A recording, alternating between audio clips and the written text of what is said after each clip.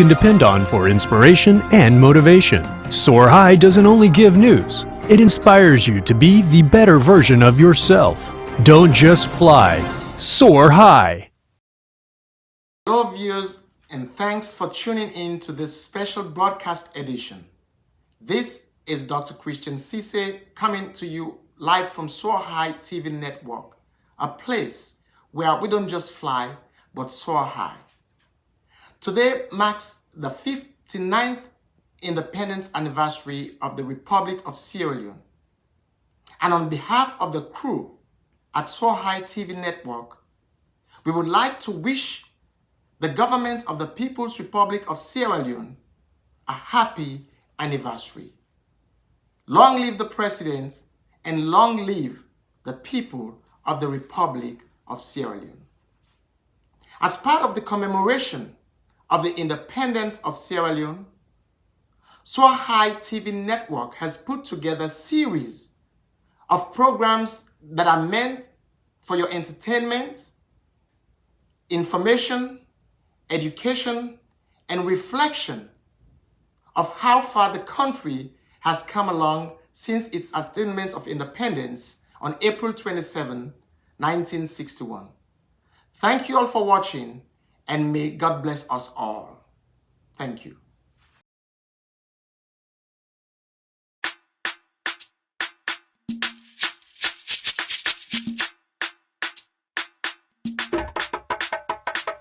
High we exalt thee, Ram of the free.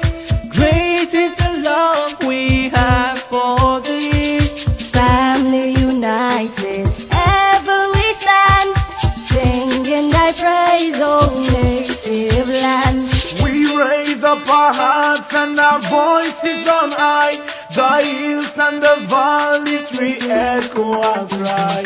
Blessing and peace be ever thine own, land that we love, our Sierra Leone.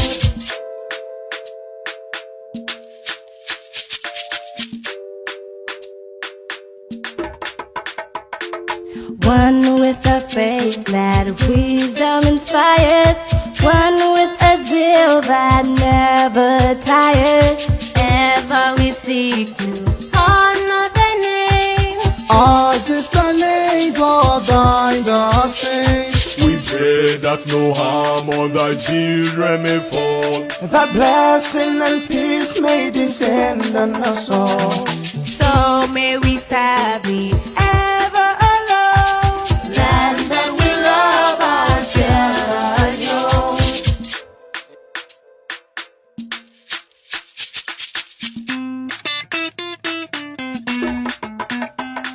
Knowledge and truth our forefathers spread, mighty the nation whom they led.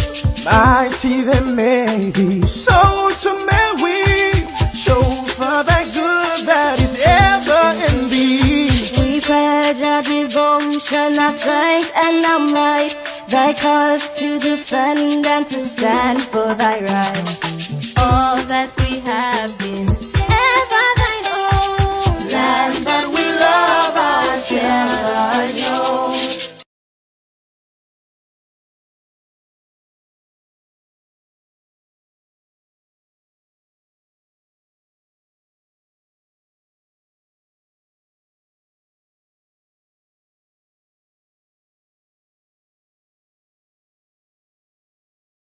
Good morning, good afternoon, good evening to Sierra Leoneans all over the world. My name is Pastor Agnes I. Durin of Light of the World Transformation Ministry. I also serve at Better Life Church in Garland, Texas. Happy birthday, happy anniversary to Sierra Leoneans all over the world. Today is a special day as we celebrate our 59th independence anniversary. We want to give God all the glory, all the honor and adoration, for he has brought us this far. For this is the day the Lord has made, and we will rejoice and be glad in it. 59 years is not 59 days. While we have come a long way, but there is still so much to do. So right now I want to take the opportunity to open this broadcast in prayer. In everything we have to give God thanks and praise. So I say, Lord our Father, in the mighty name of Jesus, we come to you this day with a heart full of gratitude and a mouth full of praise. Thanking you for all that you have done for our beloved country, Sierra Leone. Father, you have kept us for 59 years going strong. We give you glory, we give you honor and adoration. You have blessed us with so much natural resources. We want to thank you. Father, you've seen us through all the good and the bad. Even during this time of COVID-19, we know that you are still God. We just want to praise you because you are unmeasurable, Father God. You walk in mysterious ways, your wonders to perform. Father, we know even now, even though we are in lockdown, but you said in all things we should praise you. And we should count it all joy when we enter into diverse temptation. For this is temptation time. Father, Lord, your word says you will never leave us nor forsake us. We know you're with us through this time. So we just want to say thank you, thank you, thank you for all the marvelous job that you have done. We give you all the glory, for in Jesus' name we pray. Amen. Sierra Leoneans all over the world, we have to rejoice and be glad. It's not easy to be on earth for 59 years. God has been good to us. Through it all, we are more than conquerors through Christ Jesus. I just want to go into the scripture and share with us what the Lord placed in my spirit for us this day. Today is the 27th of April, 2020. In the book of Jeremiah, the 4th chapter, verse 1, the Lord is speaking to us. He says, if you return, O Israel, what I'm going to say, if you return, O Sierra Leoneans, and the country of Sierra Leone, says the Lord, return to me, and if you will put away your abominations off my sight, then you shall not be moved. You know, sometimes we are so busy in this world. We are busy looking for money, busy chasing a lot of things. We forget that the life we live is not ours. We are created by God for his own purpose. So in this our anniversary, I want us to take time and reflect on the goodness of God and see where we have gone wrong. And the Lord is telling us, come back to him. He's the only solution. He will restore. If we put away everything that is not of God and come back to God with our whole heart, we will not be moved. Even in COVID-19, we will not be moved. Remember, for us who are Christians, Jesus died and rose again. The grave did not hold him captive. COVID-19 will not hold us captive. Even in this situation and circumstances, we are more than conquerors through Christ Jesus. We just thank God for his blessings and his mercy. He's promised to us that he will never leave us nor forsake us. He said we will not be moved if we turn back to him. All things are passed away, beyond all has become new. God is faithful. Even when we are not faithful, he's faithful. We just have to take a leap of faith. I know we complain a lot. The country is hard. The system is rough. But you know, we should know that we are under the system of God. God is in charge. He takes care of everything. And one thing that the Lord impressed in my spirit that I want to share with us today, he talked to me about love. He said, we have gone so far away. And the disciples were talking to Jesus one time in the book of Mark 12:28, and they were asking questions. So what is the great commandment? The greatest. And Jesus said in Mark 12:28, it said, then one of the scribes came, and having heard them reasoning together, perceiving that he had answered them well, asked him, which is the first commandment of all? Jesus answered, the first of all commandment is, hear ye, O Israel, the Lord our God is one. Hear ye, O Sierra Leone and Sierra Leoneans, the Lord our God is one. And you shall love the Lord your God with all your heart, with all your soul, with all your mind, and with all your strength. This is the first commandment. You know, brothers and sisters, we cannot go on with life outside of God. He's the answer to all our problems and all our needs. He said to love him with all our hearts, with all our soul, with all our mind, with all our strength. That is the first commandment. And the second one is saying, and the second one is like, is this, you shall love your neighbor as yourself. There is no other commandment greater than these. Sierra Leoneans, we have gone away from the principle of God. We don't love God.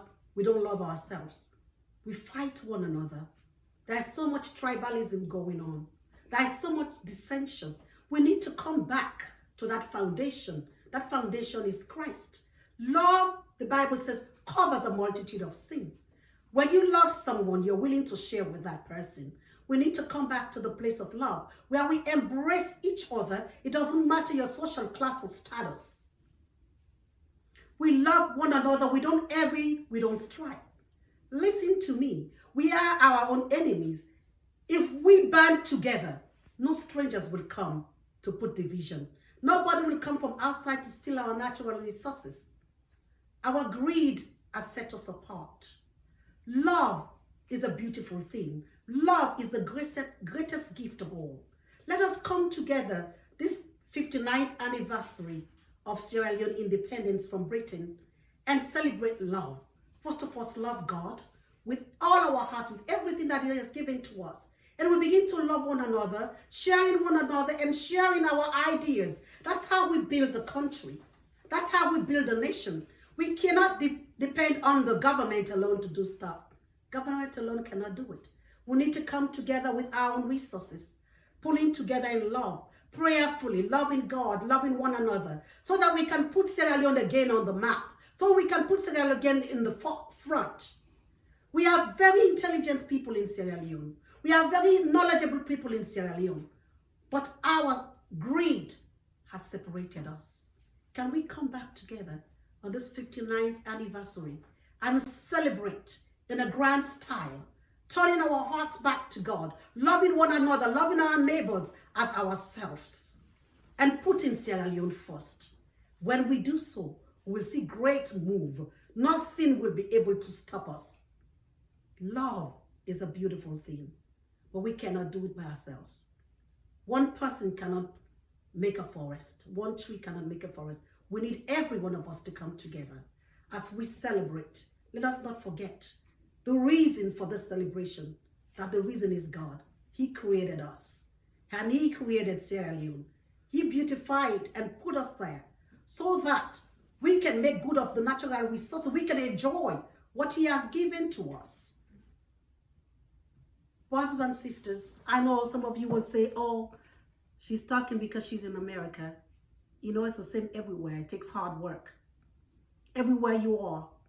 If you decide to put your shoulders to the wheel and work hard, trust in God, you can't just sit down and say, oh, I'm waiting on God. God is in control now.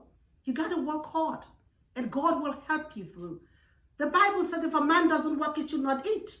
So you must work to eat. Find what you can do and ask God to help you how best you can do it.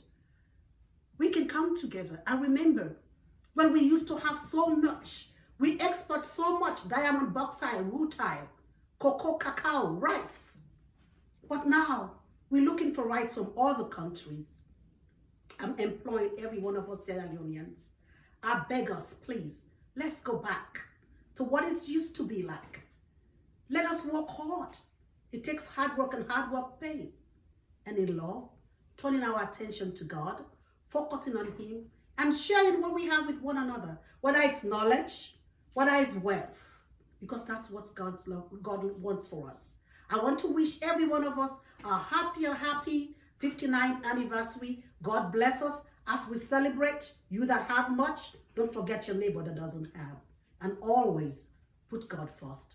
God loves you, and so do I. God bless you.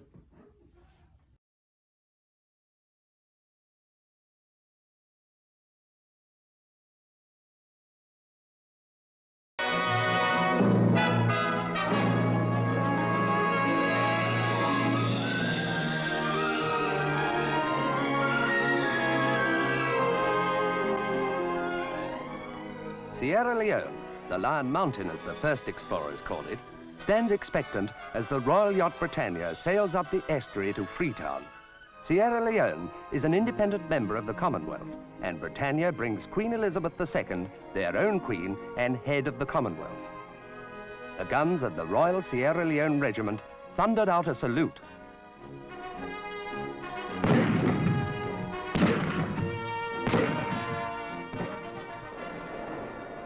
Before Britannia had dropped anchor, Freetown's famous Bullen boats sailed out in force to give the traditional welcome of this seagoing people to their sovereign. all Freetown, including members of the government and the Governor-General, thronged the waterfront to greet their royal guests. The Prime Minister, Sir Milton Margai, greeted the Queen and Duke on board Britannia. As they stepped ashore, he welcomed them again to Sierra Leone, and formal presentations began.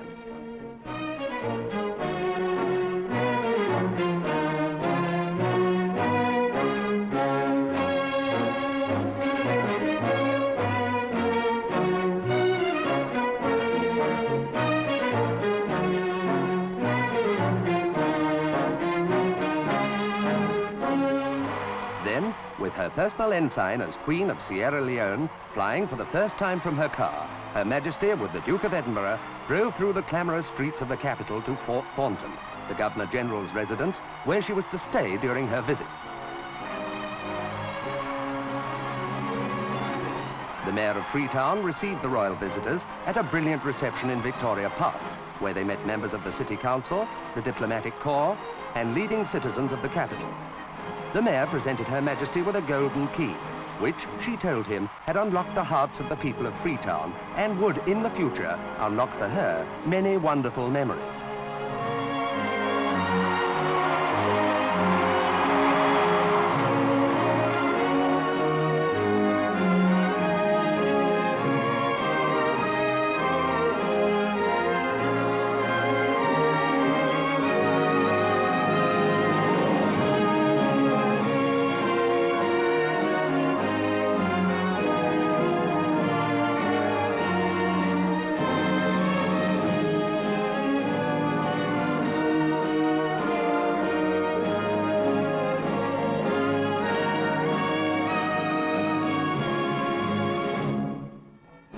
Later the same day, the Queen attended a military parade where she inspected the 1st Battalion, the Royal Sierra Leone Regiment.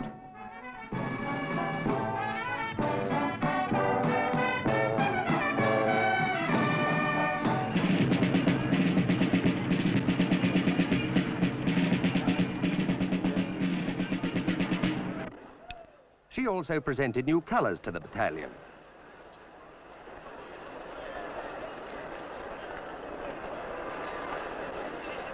May abide in thy peace and obedience to thy will. Amen.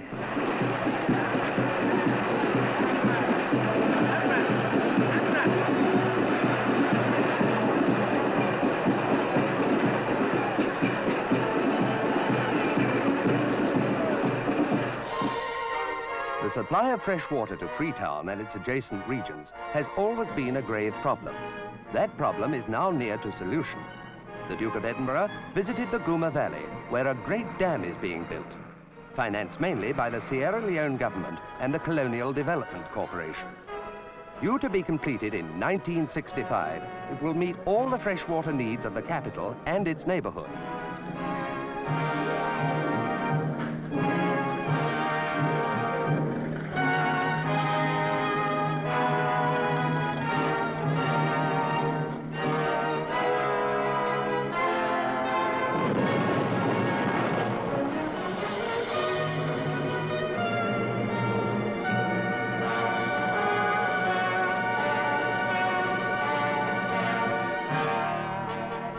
On Sunday, the Queen and Duke, accompanied by the Prime Minister, attended divine service at St. George's Cathedral in Freetown, where they were welcomed by the Bishop of Sierra Leone.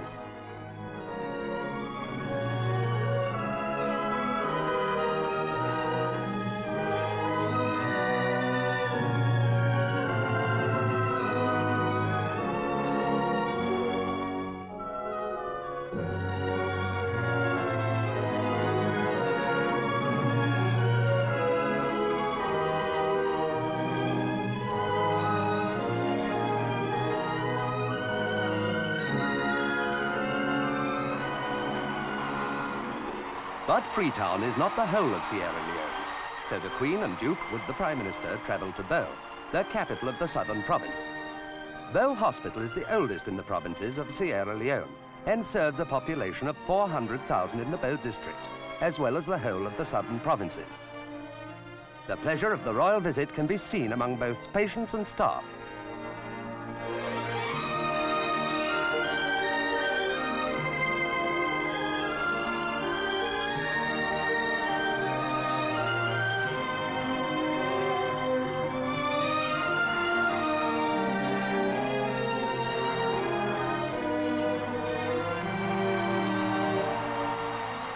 no-government secondary school, founded in 1905, is one of the oldest in West Africa. Its 360 boys devised a most interesting and original welcome for their queen, an hour-by-hour demonstration of a day in the life of a Bow schoolboy.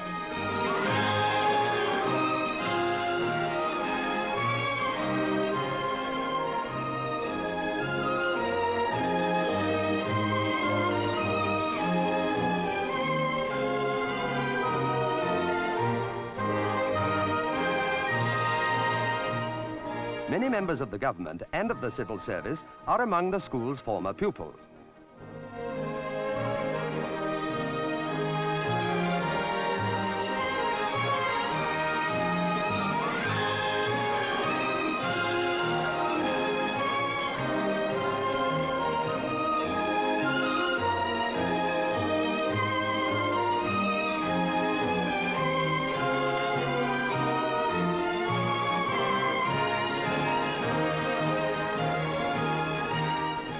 Life at Bow is evidently not all work. This Wari game seemed to fascinate the visitors.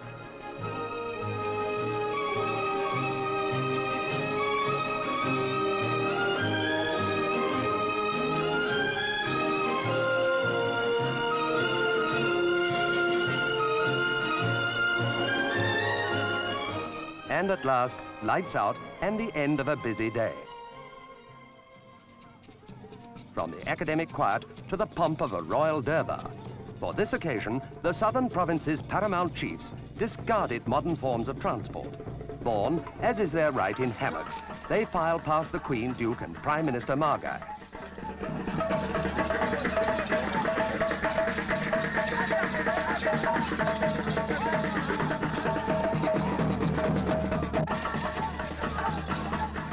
Groups all have their attendant devils, whose diabolical antics find a royal response.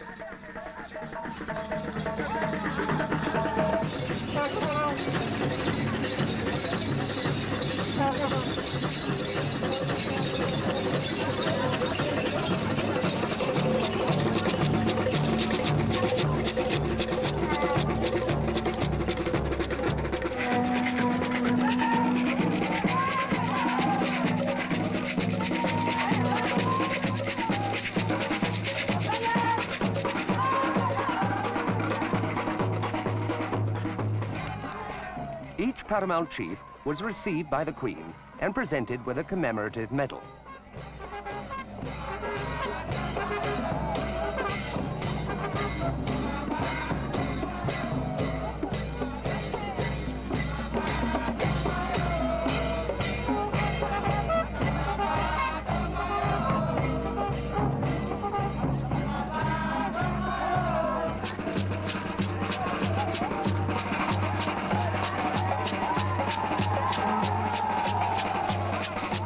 The members of each group are illustrating a village activity. These are the hunters.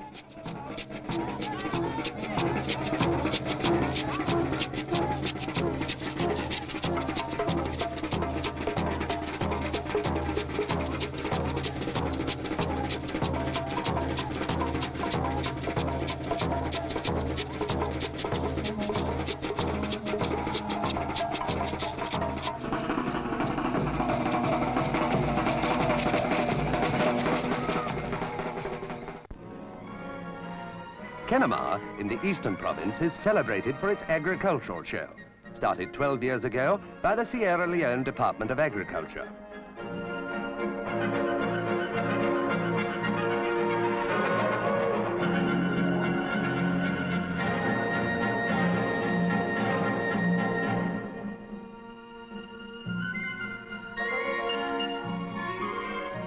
This year, in honor of the royal visit, an entire model village has been laid out so that their queen can see how some of her people of Sierra Leone live.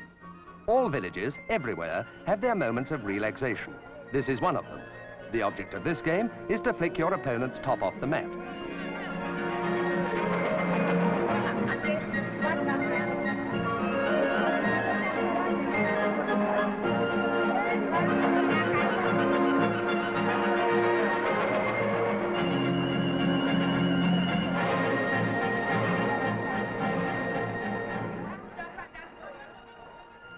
Sierra Leone is not a rich country, but considerable increases in the output of diamonds have greatly helped the national economy.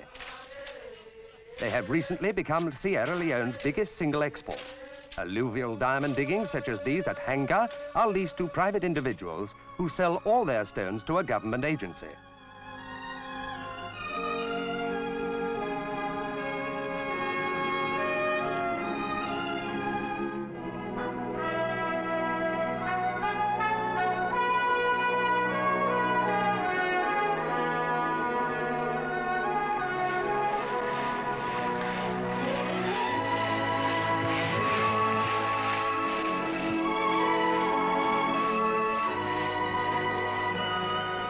Her Majesty was obviously fascinated by the processes that yield these exquisite gems.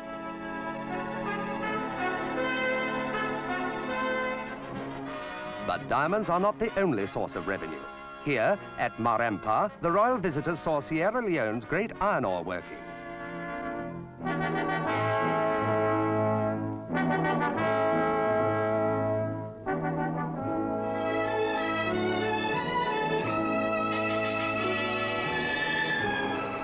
The most modern equipment enables this vital mineral to be excavated and dispatched by diesel-electric train to ocean-going ships at the port of Pepel.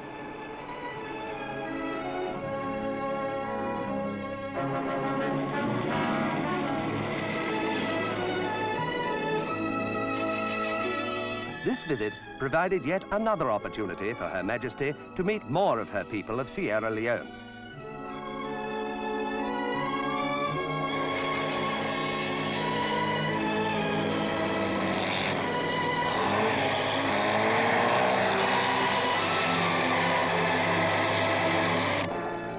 These great earth-moving machines yearly excavate 2 million tons of high-grade iron ore.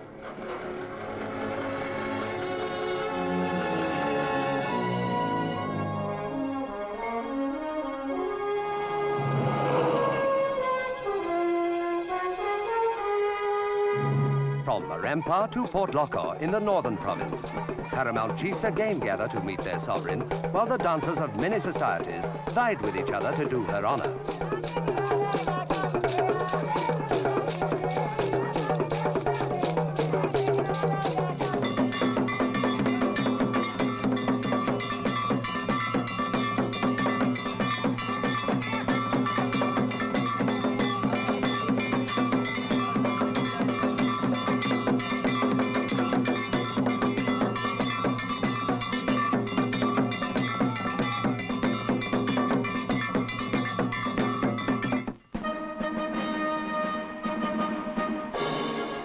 Back in the capital, at Freetown, the Queen and Duke attended what was perhaps one of the most delightful of their many public engagements, a children's rally and citizens' parade.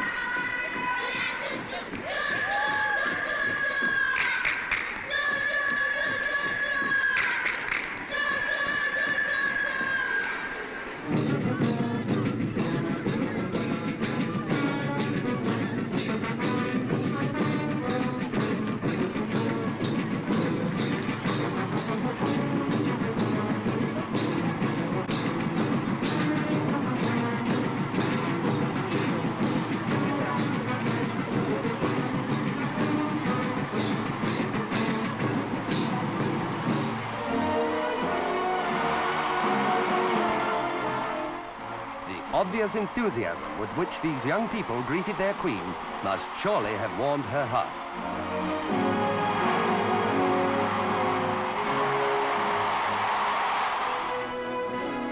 history of the University College of Sierra Leone, Fora Bay, goes back to 1827. Students from all over West Africa come to study at this famous college, which is closely associated with Durham University. The Queen is visitor of the college, and now she comes in person to present degrees accompanied by her husband and the Prime Minister.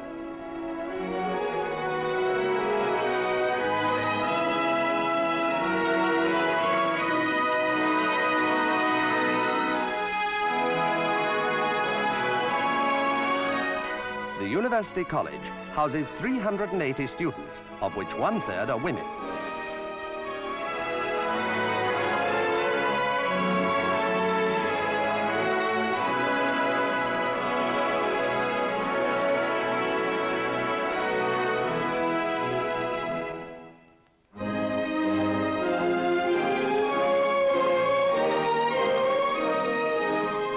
When the candidates are assembled before the Queen, Her Majesty formally confers on them their degrees and diplomas.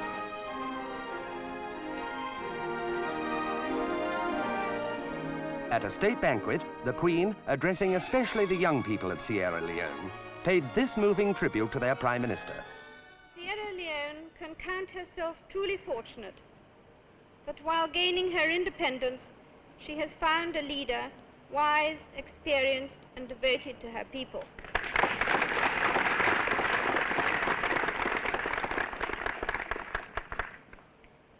To you, Prime Minister, more than to any other single person, goes the credit for quickening the political consciousness of Sierra Leone and of uniting her peoples.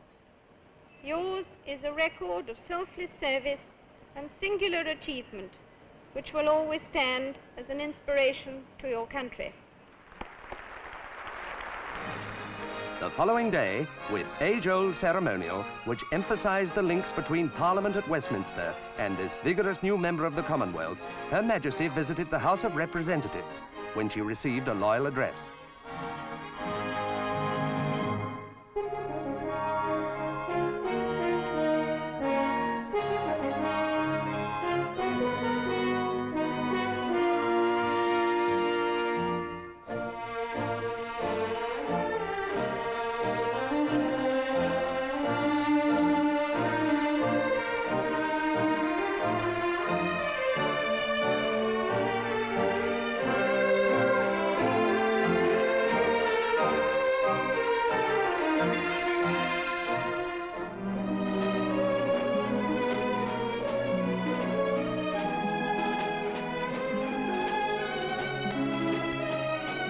A memorable visit drew to a close with a garden party given by the Prime Minister at his official residence.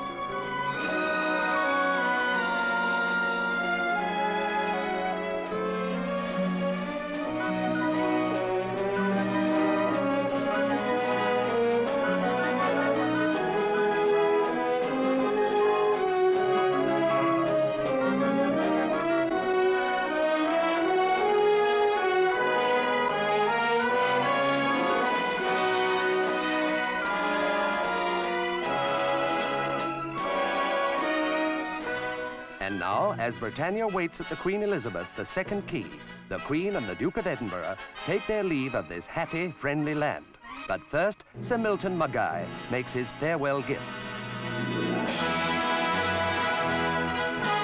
For the Queen, an example of the country's famous diamonds.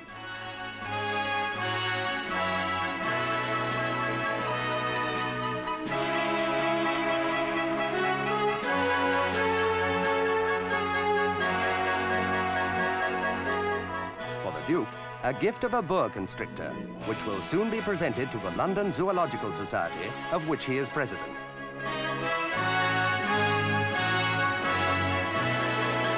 Goodbye, God bless you, and come back soon.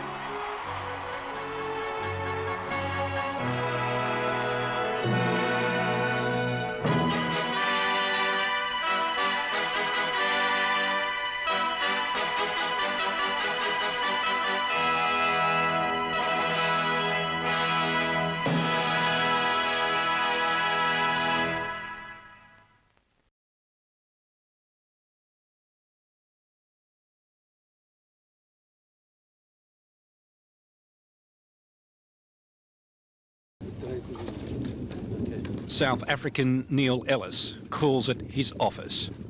An office that just happens to be a Russian-built helicopter gunship. Reliable aircraft, strong, ideally suited for African conditions. These are 80mm rockets, obviously of Russian manufacture. I think they were used very effectively in the Chechenian campaign. We've certainly used them quite effectively.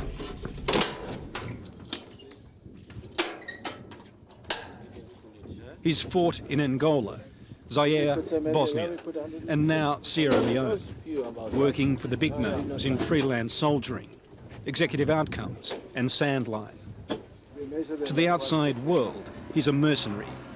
To those in the business, this former South African Air Force colonel is a private military contractor. The job, I think, is the same, but the image has changed. Now it's suits and briefcases. The image of a mercenary now as a drunken guy just going around shooting up the place and, having a fine time, is gone. The people you find now, generally speaking, the people you find are professional soldiers, all well trained, special forces trained, and they're good soldiers.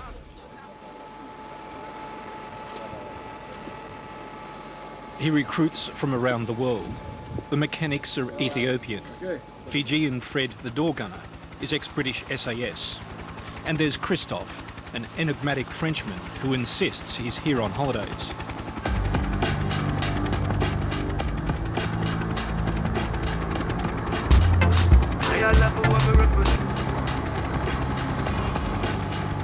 They're paid by the Sierra Leone government, desperate to end a 9-year civil war against the Revolutionary United Front, or RUF, described as Africa's Khmer Rouge. The only thing the rebels fear are these men and this gunship. If they catch the crew, they've vowed to cut out their hearts and eat them. They're very frightened of this aircraft. Whenever we get overhead, they used to shoot at us quite a bit. With small arms fire, they stop shooting, they just duck for cover. They run, they scatter around the place.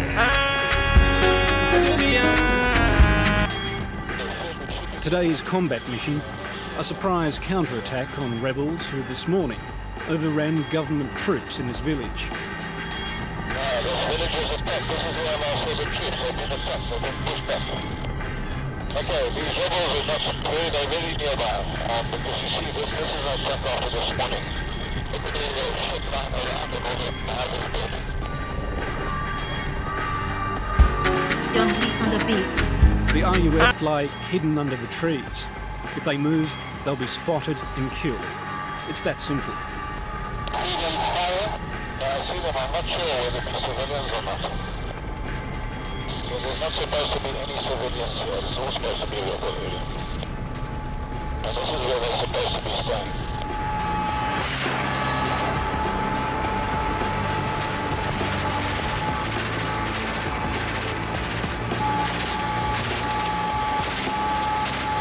There's no Hollywood bravado, just a cold clinical efficiency to it all.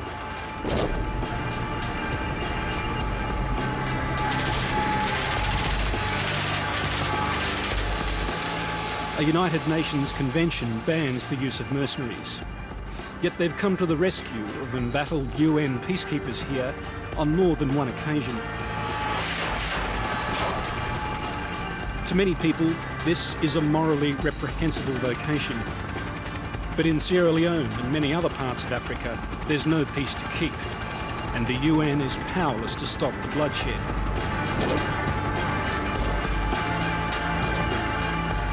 Increasingly, the whole concept of peacekeeping is being questioned.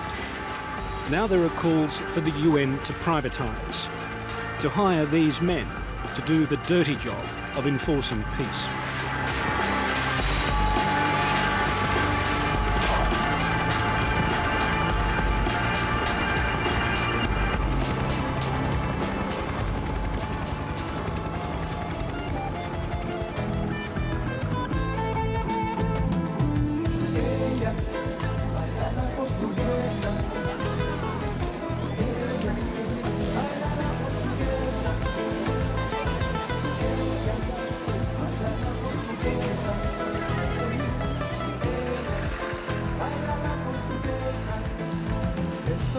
It's a piece of the Caribbean in Africa that should be paradise. Freetown, founded in the 18th century by freed slaves from the Americas. Today, it's a city traumatised by a war that can turn more quickly than the weather. Missing a radio security update can cost you your life.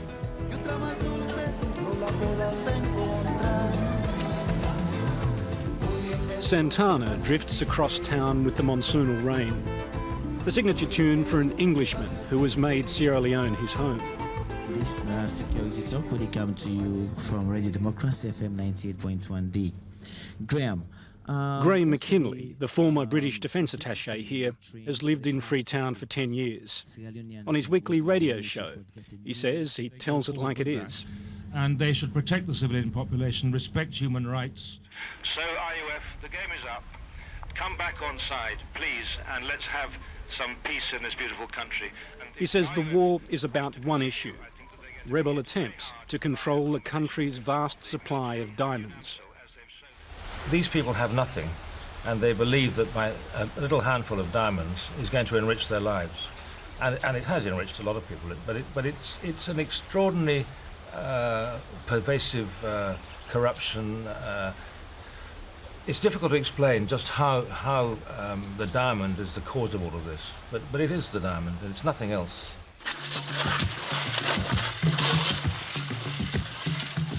Out on the digs, it's backbreaking work. These labourers only get paid when they find diamonds, but they receive a pittance compared to the wealth amassed by owners and traders. After launching their war in '91, the RUF quickly seized these lucrative holdings and threatened the big foreign-owned diamond mines.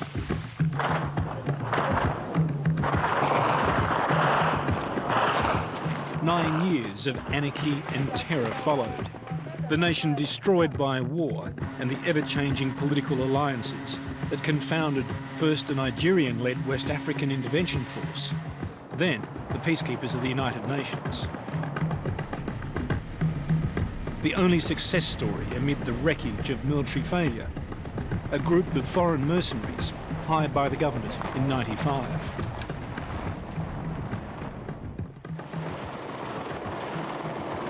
Hi, I'm Gavin, and I work for Executive Outcomes, and I've been working with them for a long time now. They sent us to this beautiful place to work. This mercenary force of white and black South Africans took less than a month to push the rebels out of the Kono diamond area. Executive Outcome cleared Kono in '95, '96 with about 56 men, and they held it with 110. Allegations emerged that the Executive Outcomes deal centred on receiving diamond mining concessions as payment, an arrangement denied by the group. Branch Energy and Executive Outcome were linked together. Branch Energy was the diamond mining company, and Executive Outcome was the military arm. On the verge of military defeat, the rebels gained a surprising victory.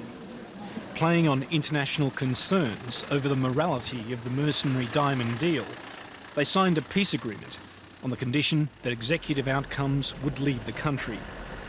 In '97, the South Africans were sent packing. There was pressure from international community using private military organisation. I think the World Bank also had some input on that, but they were just about to achieve the aim when they were forced to leave. Without a doubt, Executive Outcome saved this country at a time when nobody else was prepared to do it. When they withdrew, the situation became worse, and it deteriorated into the situation it's in now.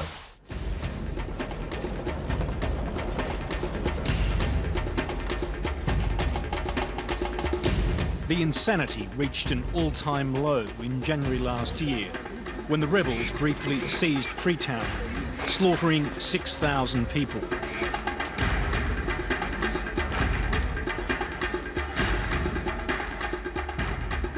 Hundreds, perhaps thousands of others had limbs hacked off with machetes, the trademark punishment of the RUF.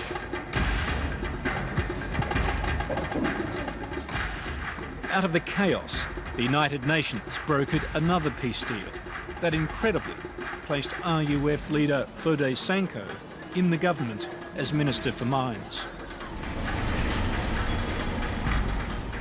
A United Nations peacekeeping force, UNAMSL, was sent in to supervise the peace process. But in May this year, it all fell apart. In a huge blow to the UN's credibility, the rebels took 500 peacekeepers hostage. Outraged protesters marched on Sanko's Freetown home. The rebel leader's bodyguards opened fire, killing more than a dozen.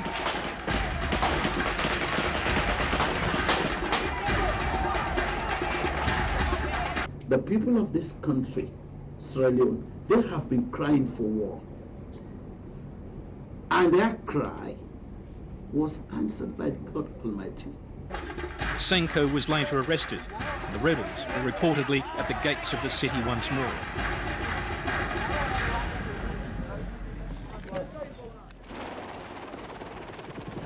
With the UN mission in chaos, Britain, the former colonial power here, landed paratroopers to defend the city and evacuate foreigners. For inspection, port arms. On across you. East screen, 30 screen,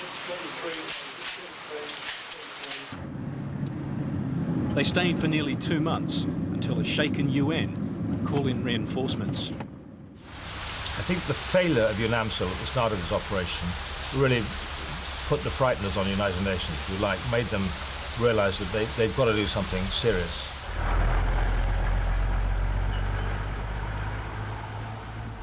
When it comes to UN peacekeeping in Africa these days, the First World provides the money and angst, the Third World provides the soldiers. No First World country wants to commit troops to an African quagmire.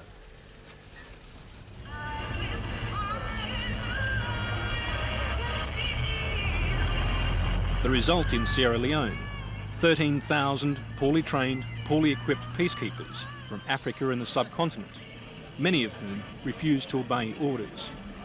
And that criticism from the man who commands them, Indian General Vijay Kumar Jetli. What I really need are troops who can deliver. You see, we have a job here. The moment the international community understands that to do the job you need a particular type of troops. And what do I mean by that? I mean troops who are going to deliver, not who are going to question or who are going to deter. And it cannot be that I start getting questioned, why me here and why not so-and-so there and so on and so forth. I think that's very childish and I think it's very immature and I don't think that's required.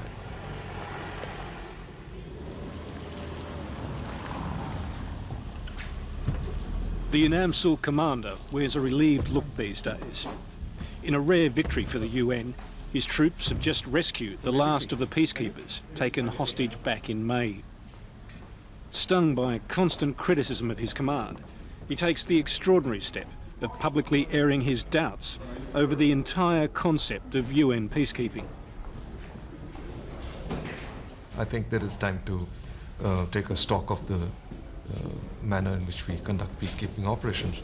Firstly, the mental preparedness to do this is lacking with most countries who contribute. There is a misconception, and I'm not being cynical, there's a misconception in the minds of certain people that peacekeeping means being very well turned out, wearing a nice blue helmet or a cap, and being in a white vehicle with a blue flag fluttering around, and you're marching up and down, and that's peacekeeping. That's not.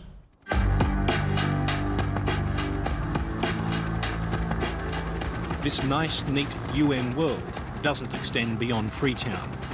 Out in the countryside, the peacekeepers control little more than the ground they stand on. And this is the safest way to travel.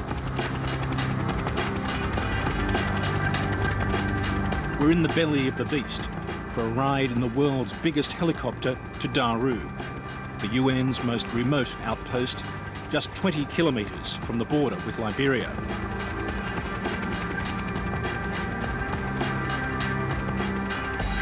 Below, the scarred landscape of the diamond fields, controlled by the rebels, who each year smuggle up to $100 million worth of stones out through Liberia in return for weapons.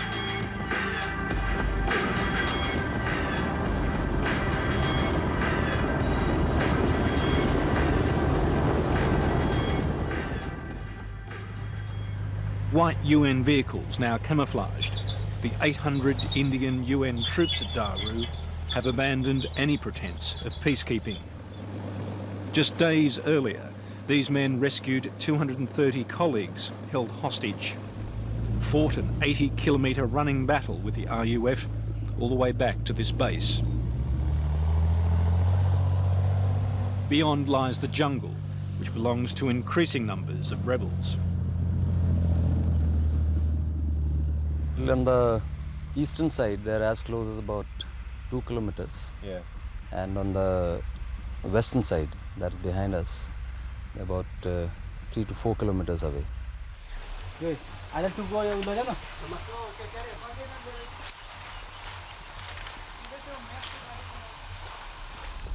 We've just left the Indian Battalion compound. We're heading out on patrol with a group of Indian Gurkhas. Somewhere out here in the jungle there's between 2,000 and 3,000 RUF. The reports that now that they're amassing out here somewhere. The job of these guys is to ascertain just exactly where they are and what their intentions are. Hopefully today non-hostile.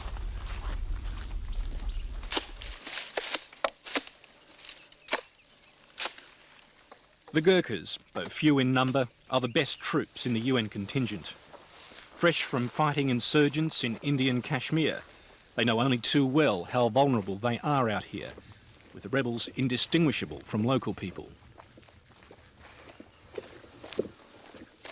The tension is increased by reports that army officers from neighbouring Liberia have been seen advising the rebels. Without the support of Liberian President Charles Taylor, this war could not continue.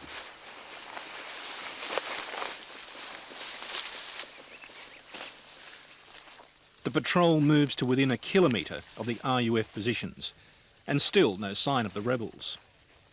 To everyone's relief, we turn back. I noticed the blue helmets are now been painted green and brown. Why is that? Well, see, the blue helmet as such designates a peacekeeper. It's a very conspicuous thing. And you've gone beyond that now? Yeah, we have gone beyond that and, well, understand the situation demands. Back at the base camp, a group of rebels has just surrendered their weapons to the UN. Kidnapped as 13-year-olds, they were conscripted into the RUF as child soldiers. 7 years on, and at the risk of being killed by their own side, they've made their escape. I love my country. So I just sing and sit down and think, work my mind that fighting is not good. So I just come to give up myself and say, I'm pure, I don't want to fight again. About Conte? Are you okay? Yeah. Disarming and demobilising fighters of all factions is a key part of the UN mandate. While an international tribunal has just been created that one day hopes to try the RUF leadership, the rank and file get an amnesty. The government of Sierra Leone has granted you amnesty. Amnesty means that all, excuse me to say, the sins that you have committed against the government of Sierra Leone, that is fighting alongside RUF and killing and doing all those things, he has forgiven you.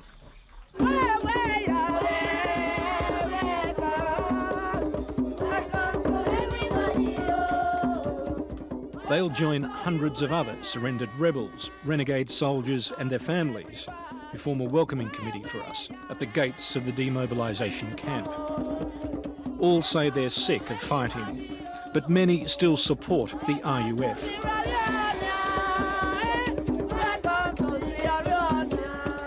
I was spending with them 8 years. 8 years? 8 years. 8 years. Yes. It's a long time. It's a long time. It's a long time. I know what RUF has been fighting for. Because RUF, they are not fighting for a power.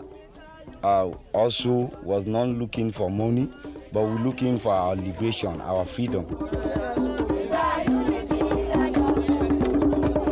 Into this somewhat surreal scene marches the nemesis of the RUF, a group of the local pro-government militia, tribal hunters called Kamajers. They rely on their elaborate dress and black magic when they go headhunting for rebels.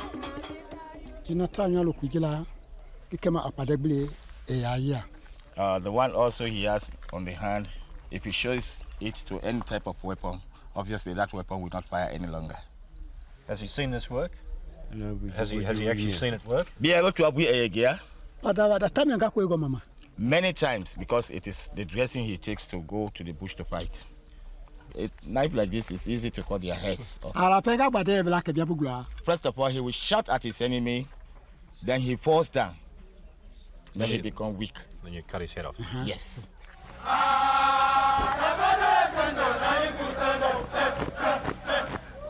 For those in the camps, this is the meal ticket to a better life. Signing up to be part of Britain's strategy to fight this war by proxy. Having little faith in the UN's ability to resolve the conflict, the British have decided to help Sierra Leone's army to beat the rebels.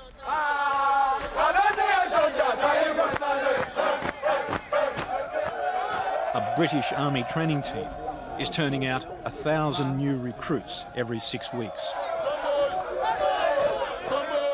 I'm looking for the big guys, okay? The guys that can think. This is the weapon that will win any war. We use it in the British Army, okay, because we know it's a good weapon, and that is why you have it, we'll put it into practice.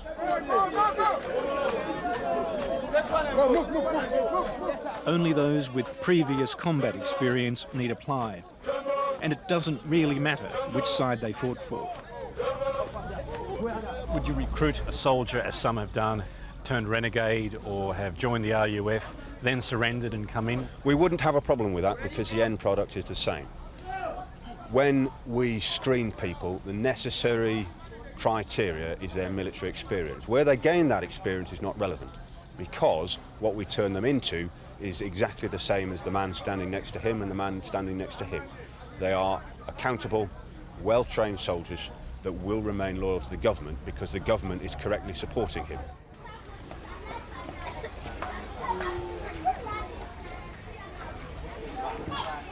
Across Freetown lies another camp, but one without hope. It's home for a couple of hundred war victims and their families. Occasionally, they'll attempt a sad display of self-sufficiency.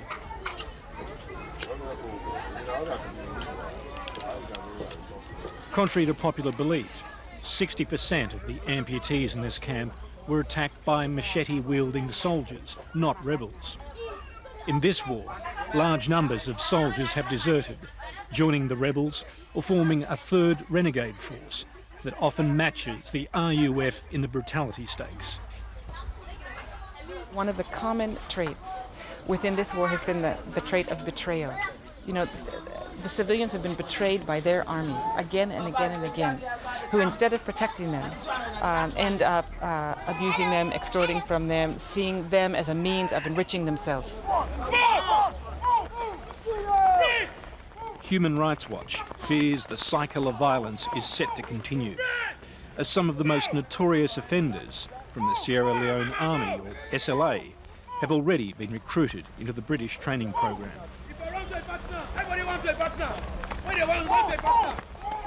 There's effectively no screening as far as we can see that's going on.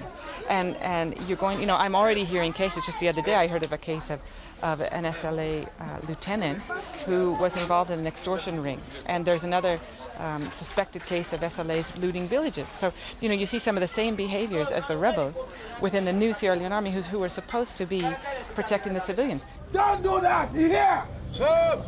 Stand up, please, like that. Human rights training, is that an issue here? Do you run through that with these people?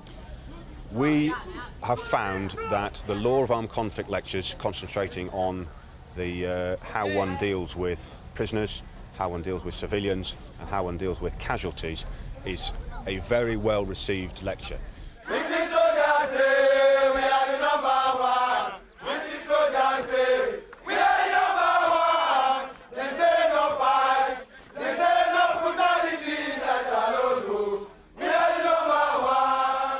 With the British now busily retraining the army, the UN has changed tack, attempting to starve the rebels of funds by engineering an international ban on the sale of illicit diamonds.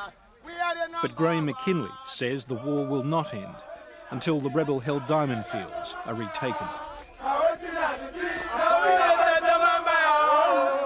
The diamond mining areas, which are the main bread bin, if you like, of this country. I mean, that's where their main resources are. And at the moment, those are in the hands of the RUF. Now, if the United Nations is unable to clear that, or Sierra Leone military, whose job it should be, are unable to clear that, then I think that the time may come to invite a private military company in to do so. Neil Ellis argues that the UN has deployed 13,000 peacekeepers at a cost of $500 million a year for no result. But if the United Nations were prepared to do it, I believe that private military organisations would be the way to go. Say 500 men is a good force. Your personnel costs will probably be in the region of, say, plus minus, like a rough guess now, plus minus 20 million a year, and buying a couple of helicopters and ammunition, maybe another 20 million with aircraft. So you're looking at maybe 40 to 50 million a year for them to sort out this war. Well, yes, I think so. I think in some countries perhaps a smaller, well-equipped, well-trained mercenary force would probably be the answer. It's an extraordinary statement for a senior UN commander to make. But as he inspects yet another huge cache of captured weapons, General Jetley knows that as long as the rebels have access to diamonds, they'll also have an endless supply of arms. However, he does see one major problem in unleashing the dogs of war. He says the mercenaries would also be attracted by the diamonds, and he fears they could perpetuate the conflict to keep the money rolling in. Being a United Nations man myself, I feel that these sort of arrangements are not really healthy. I mean, let's forget it. There are no good Samaritans anymore. Yes. There's no altruism anywhere. These are words in the dictionary. So everybody comes for some money, and the more you get, the better it is. There are also questions over the accountability of military freelancers. For every contractor such as Neil Ellis, who insists he'll only work for a legitimate government, there are a dozen soldiers of fortune who'll fight for the highest bidder.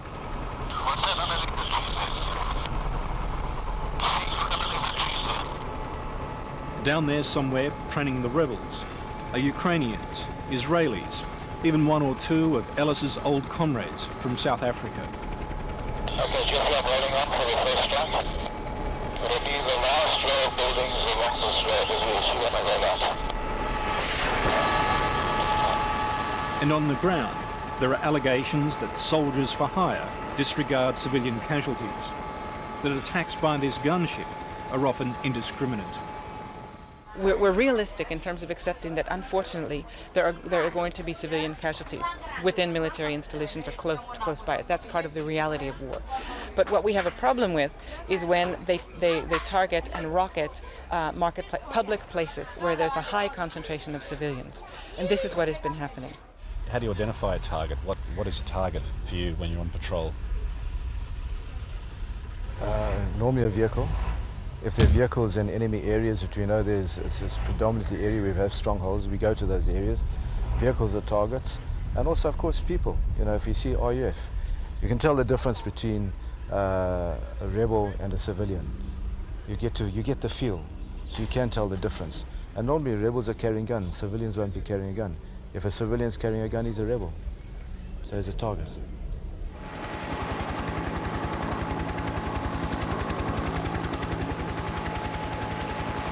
For Ellis and his crew, this war has become very personal.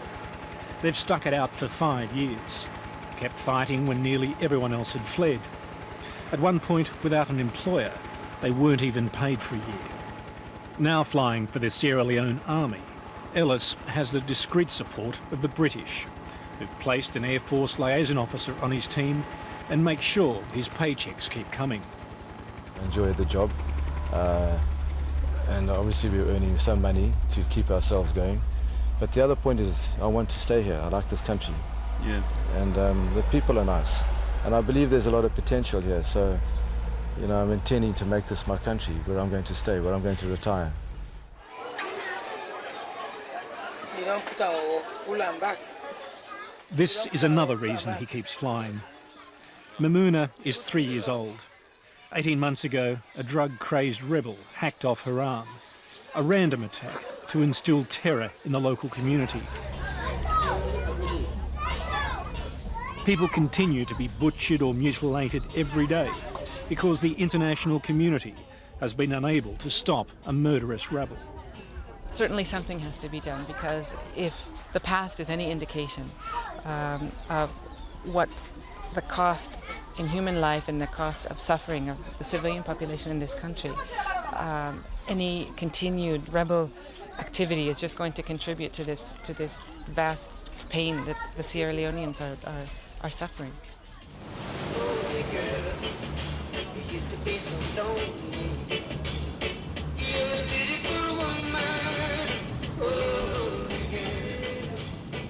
And so the war drags on. The UN on the beach, contemplating what went wrong. The British warship offshore, engaging in a bit of good old-fashioned gunboat diplomacy, while the gunship sets off on another mission.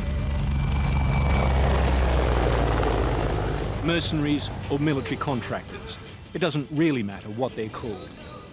But for Sierra Leone, they could be the best last chance.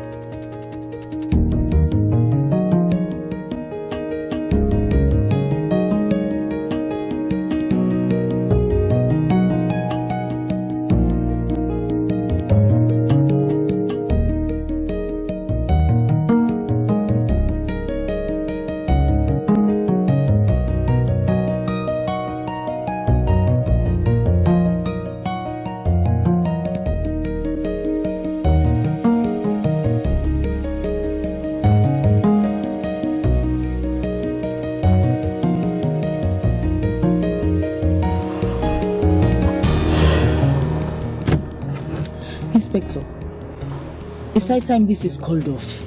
Tell that to headquarters and see where it lands you. But this is ridiculous. How can we spend the rest of our lives keeping watch on a lame duck? But we have only been on his tail for 6 months, Finda. And don't you ever, never ever call a suspected murderer and drug trafficker a lame duck. John Kingston knows we are desperate to nail his fat ass. So he won't dare put a foot wrong. We are wasting our time, Inspector. Cheke is finished. Sierra Leone's most notorious crime boss is capable of doing anything. So, you better keep your mouth shut before he finds out we are keeping a watch outside his house.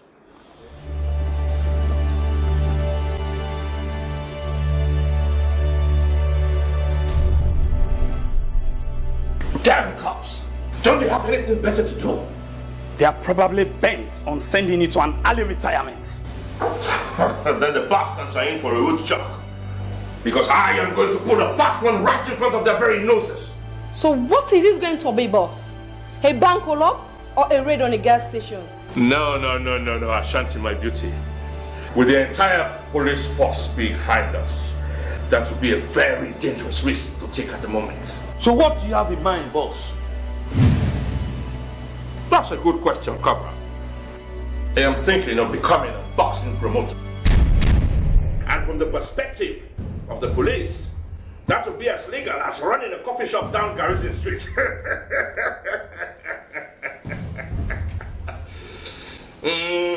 Look, it's a money-making machine venture that is set to unfold within the four corners of a boxing ring. What are we talking here, boss? A boxing contest?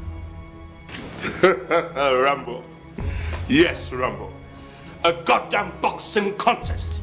But with a catch. A catch that could fetch in millions.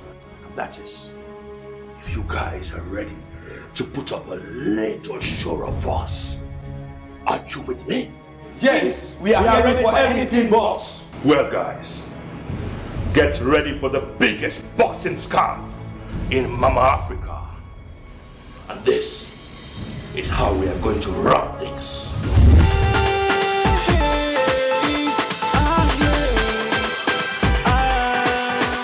Let me take you back to Africa. I wanna show you Mama Africa. You see this dance where we they do it's tribal dance. It's for me and you.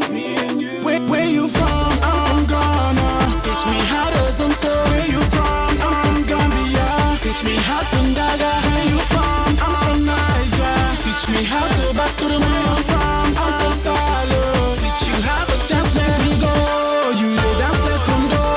You dey carry me go. You dey make a colo. Dance make me go. You dey dance like Congo. You dey carry me go. You dey make a colo. Dance like an African. Dance like an African. Dance like an African. Dance like an African. Dance like an African. Dance like an African. Dance like an African. Dance like an African. Where we do this, we know the fee, we know the key. We just they go. Girl, you remind me when you used to eye me, and now you want to try me. You say you even love me. Oh yeah, buy me Joe Oremi, Oremi. Oh yeah, buy me Joe Oremi, Oremi. Oh yeah, buy me Joe Oremi, Oremi. Oh yeah, buy me Joe Oremi. Dance make me go. You dey dance like Kondo. You dey carry me go. You dey make a colo. Dance make me go. You dey dance like Kondo. You dey carry me go. You dey make a colo.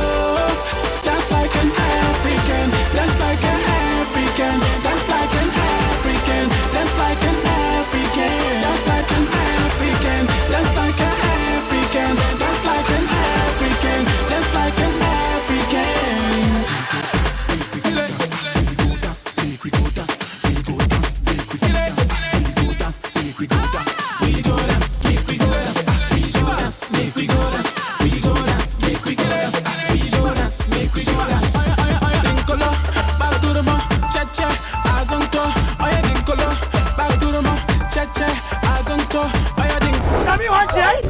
You want it? Aye, you want me? Why? You knock me?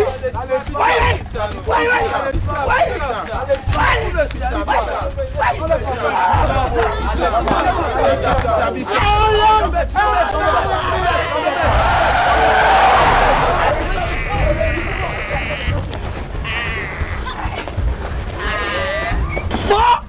What you do, boy? Why make you not come up with me? Them bastards in there. Shut your big mouth, Banky, before you get out. I'm sure you don't want to get hurt. Do you? Play ball with us, little man, and very soon you will be rolling in big cash. What? I read una say I dey roll for big money. That is exactly what I mean, Banky. You will be receiving a huge amount of cash if you're willing to challenge Tiger, the current heavyweight boxing champion, in the ring in a fight.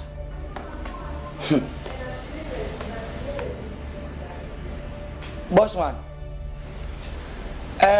Tiger, all man no say na my big a gallant. It's wrong like I rod. Now me go team up challenger for fight.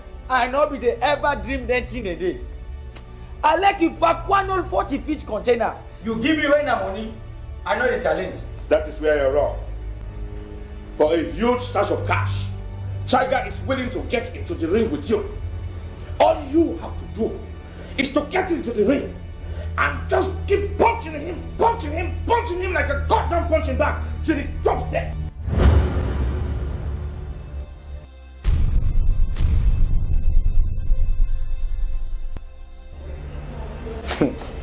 Bossman, you dey talk like saying a joke, you dey joke. Yes, indeed it seems like a joke. But for 20% of all the betting profits, which will be yours, I think this is a good deal. So, Tell me, Shorty, are you in? Or do we have to find another option?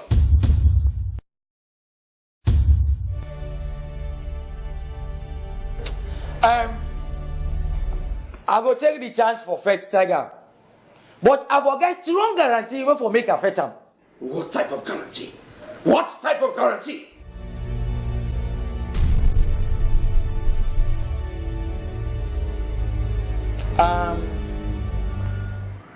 When me and Tiger the team up for fetch.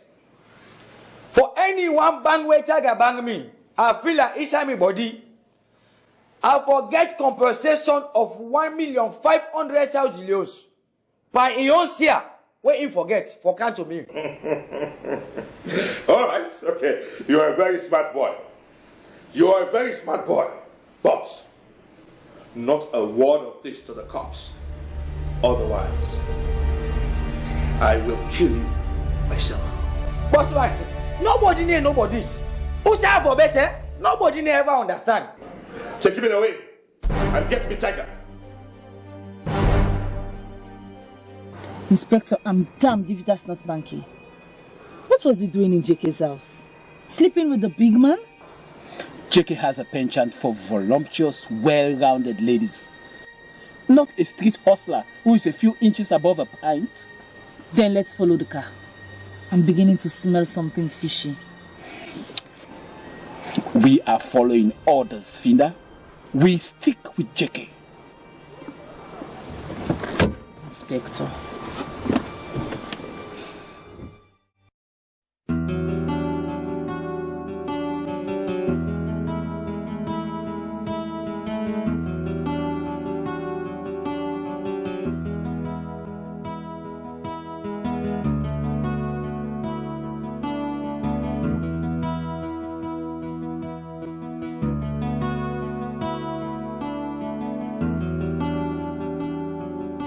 Oh, Janet. That is Ibo Konko, the heavyweight boxer, now making the news in Nigeria. He's making big news in Nigeria right now. Honey? Right now, I'm not interested in you. I'm interested in you. Yeah. Let's talk about the shopping spree you promised me on the last date. Darling. Yeah? I've invested tens of millions on this big fight tomorrow. Huh? And if everything goes according to plan, there will be lots of money and plenty shopping to do. Oh, well, baby, why still waiting, son? Why can't we start our own little boxing inside the bedroom? Oh, maybe you're right, sir. Maybe we'll spend some time between the sheets, you know, because tomorrow is going to be very hectic. Shall we? Yeah, why not?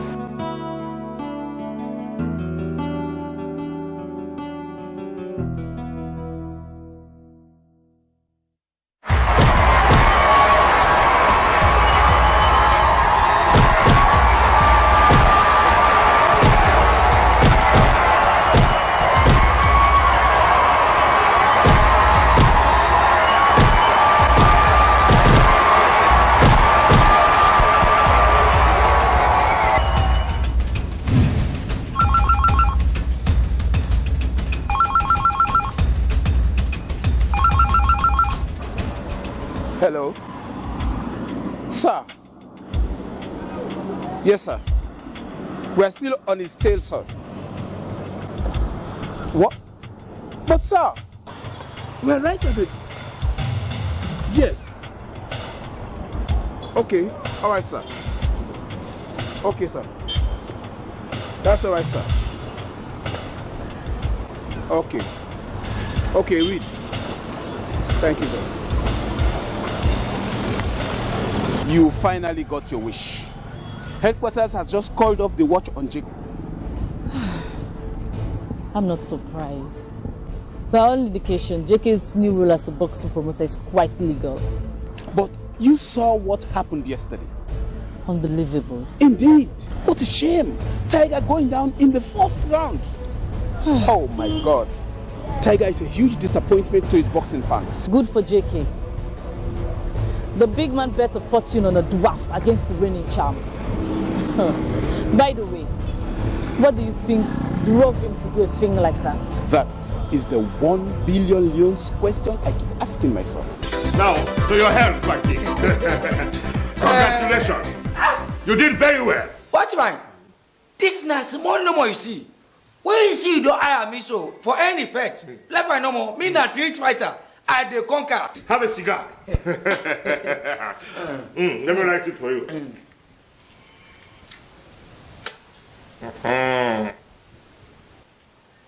That's my man. Now, this is your share of the money. I have already given Tiger his own. This is not my money? Yes. All this is not for me? This is good for go. If they take me from here to America, England, London, and return me back in a saloon. Of course, of course. But boss man, who's then I will get me next fight? Don't worry.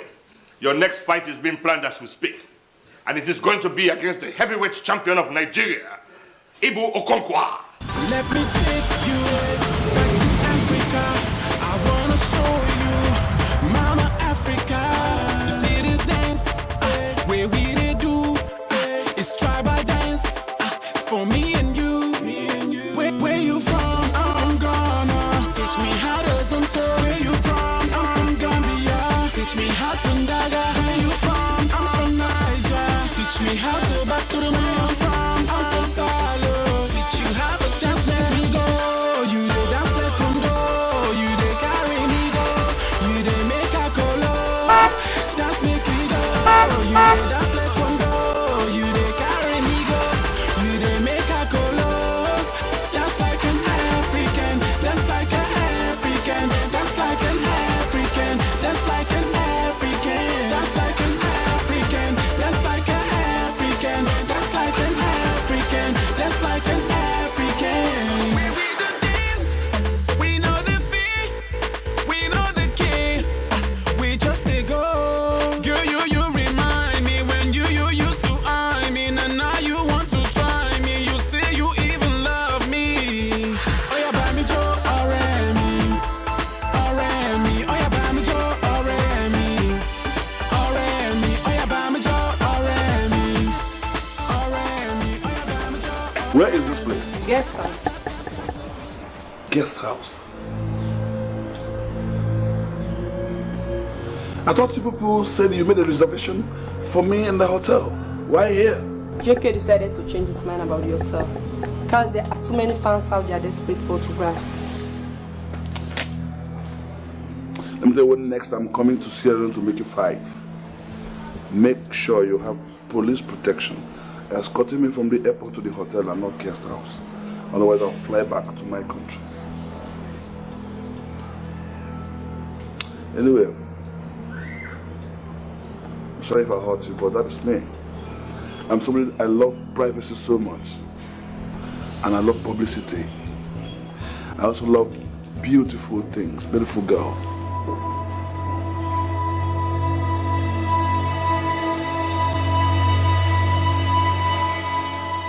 I wanted to ask all along, who is she? Ask her, she will explain to you. If you must know, I am his wife. Do you have any problem with that? She doesn't, but I do. I do. Mr. Ebun, Mina Alpha Joshua Joba, Mina a long-term supporter. Thank you very much. Thank you. Boxers. Who's it? Ebun.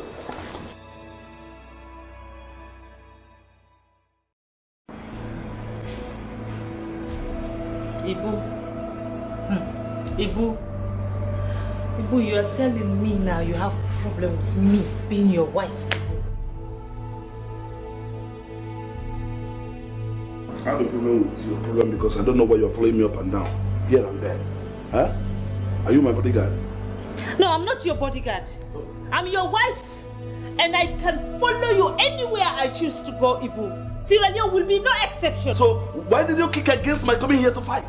And you say you're my wife? Why would I support you to come to a place like this? When you have a lucrative fight lined up for you by your manager in London, and you choose to come here and do a lousy fight in this small corner of Africa. Excuse me? Watch your language. I hope you're not talking about Sierra Leone.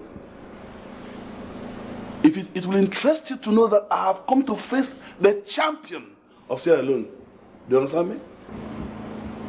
Read my lips. Yes. I don't care. Do I look like somebody who cares? I don't even care about whatever fight you prepare in London. You can go to hell with your fight. I can see. Now, you're running away from your past, huh? That's not true. I'm running away from the mess you created over there. Listen to the way you talk. You are so irresponsible man. A neglectful man. And you sit there. I'm just imagining myself seeing you play a wife to another husband. Let me sit down and watch the man endure you the way I do. And that your wish will come true one day, Ibu. I will have a man who loves me. A man who cherishes me. A man who will look after me and make me happy, Ibu. That's all I mean. I mean a man who can no longer breathe this fresh air. A man who is living at number 6 underneath. The man that is no more. That's what I mean. Yes. You want me dead. You decided to bring me to this place to come and kill me. My neighbors, hear me, oh! Hear me now, because this madman now wants to kill me in this place. Why are you making noise? You don't have a neighbor here. This is guest house. You're creating unnecessary nuisance around. Ibu, God will hammer you. Amen. Amen.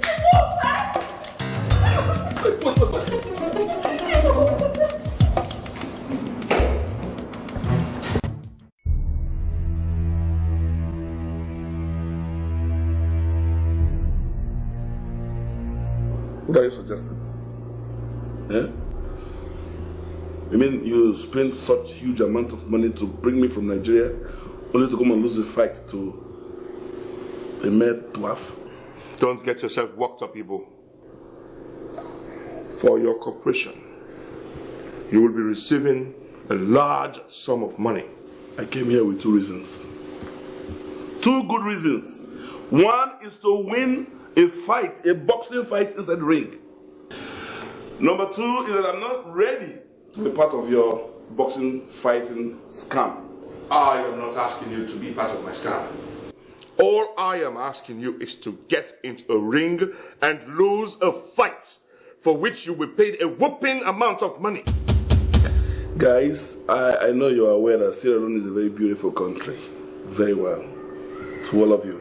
And people in it at the same time. So I don't want to be part of your corrupt practices. Don't talk to me about corrupt practices. Don't talk to me about corrupt practices. I don't want to hear about corrupt practices, especially from you, a Nigerian. So now, tell me, are you in? Or do we have to do it the hard way?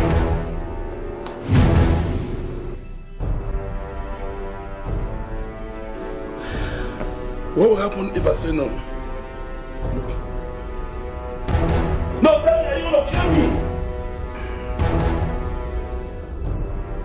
Let us just say that you or someone very dear to your heart could get hurt. You send your boys to come and kill me? Abel, how is your wife?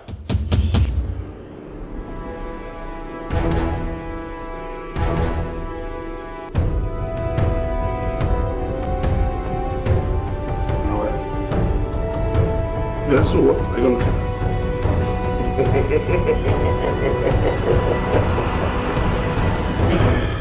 Let's just say somebody could get hurt.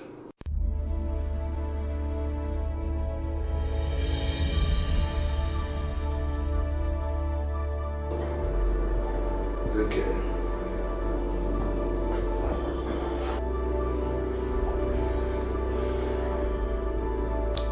Okay.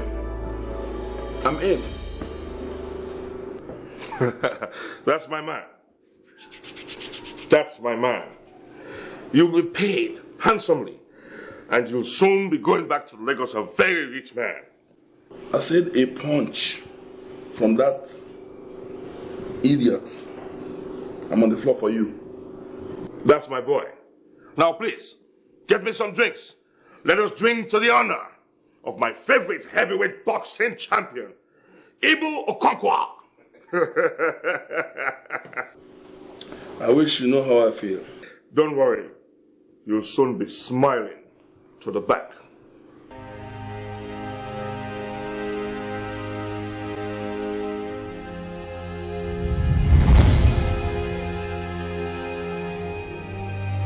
Why are you so obsessed with these young African girls? Honestly. Ina, respect yourself. You hear me? Why are you jealous of them? Why? Is it because they are younger? Jealous of these rats. Ibu, they might be young to you, but you know I can do better than them. Any day, anytime with you. So I don't know what your problem is. Nina, tell that to the birds. By now, I thought you would have learned your lesson from what happened to us in London. You would come here and be a responsible person, but you're still the same. Still the same old Ibu. Anyway, let me talk to my dad. I'll come and deal with you later because you're very irresponsible. Grow up, Ibu. Grow up. Ibu, Ibu kindness, oh. Ibu, Ibu, Ibu, Ibu kindness, oh. Ibu, Ibu, Ibu kindness, oh. Manana, Ibu kindness, oh. Ibu, Ibu, Ibu kindness, oh. Ibu, Ibu, Ibu kindness, oh. Manana, Ibu kindness, oh. Ibu, Ibu, Ibu kindness, oh. Manana, Ibu kindness, oh. They go to this rudeness. My brother, we not bring no trouble, we bring no wahala. We only come greet our brother. So give him our full support for tomorrow fight. Wait, who's going to support you the talk about? You remember, say? Now they go meet up with Banky, face to face, sap to sap, yai to yai. Why the veterinary ring? My brother, we go there round the ring. They give him our full support from start to finish. They sing in praise.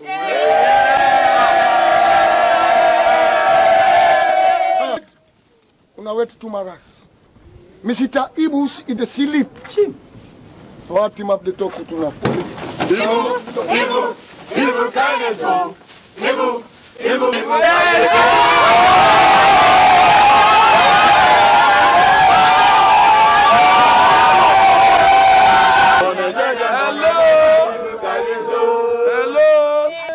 Okonkwo, son of Maze, Emeka Okonkwo, the unbreakable rock of Naija. I, Obi, they promise you, sir, for tomorrow fight, if to say you beat Banky for ring, that might point down the road, will be Obi point. I go change the name I call Ibu Points. Thank you so much, my brothers and sisters.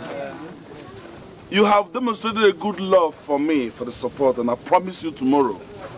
Tomorrow. Tomorrow. I'll deliver. You will win, oh, because we have bet a lot of money just for you. Oh, beautiful, beautiful, beautiful, and I will never disappoint you. Bam! Ibu, Ibu, Ibu kindness, oh. Ibu, Manana, Ibu kindness, oh. You will win.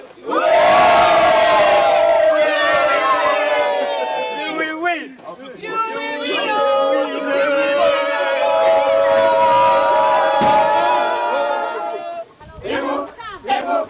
Ibu kindness, oh. Ibu, Manana, Ibu kindness, oh.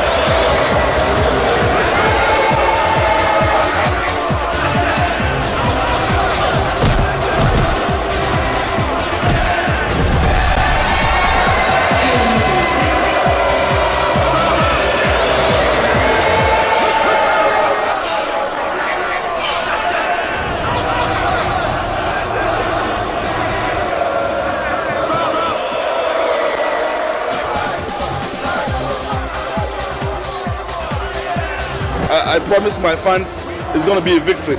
And then it's victory today. So whoever is planning any scam should go to hell.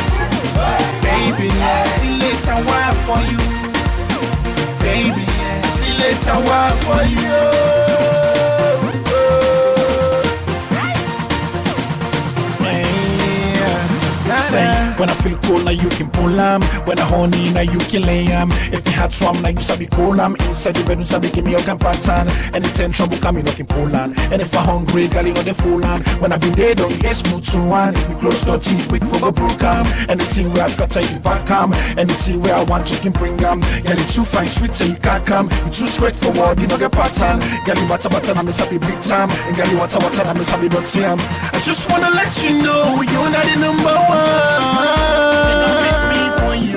Ellie kill me for you, even swear me for you. Still it's a while for you. They don't beat me for you.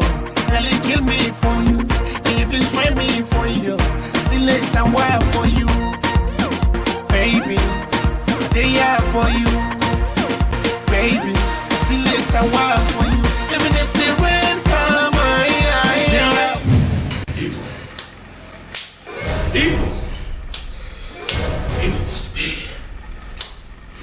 Igbo must pay. Igbo must pay in one night. I have lost twice the money I have made in 20 years. Let us go get the bastard. Just a minute.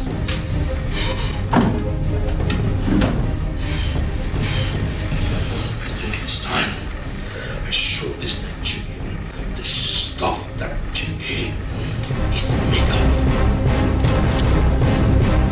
Let's go.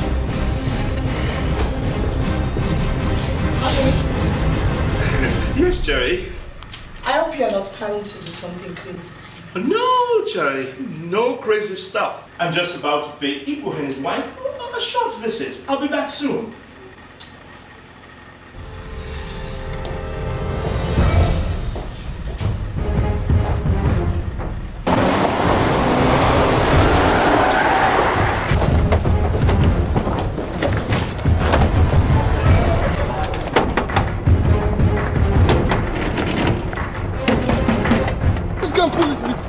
Hey, you will be mommy? Who's I? I brought Mr. Ibu and his wife here. Now open the gate.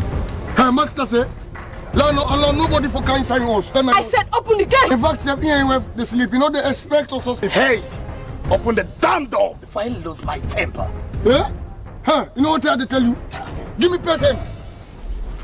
Make I tell you, before I can live in the city, me a member of Kamajo. Before that, I don't be member of REF. Long time.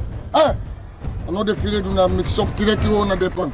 A OSIP, a 45, a 55. You idiots! I'll break your teeth with just one punch if you don't open the gates. Lassie, though. Lassie, like me. Broke me tooth, Lassie. And the soil say, muscle ant. Jimmy, karate. Snake pit. Monkey shadows. Elephant ember. What is it doing? I want to see the curious. Lassie, put me out. Damn it! Open the gates! Get out of the way. Hey!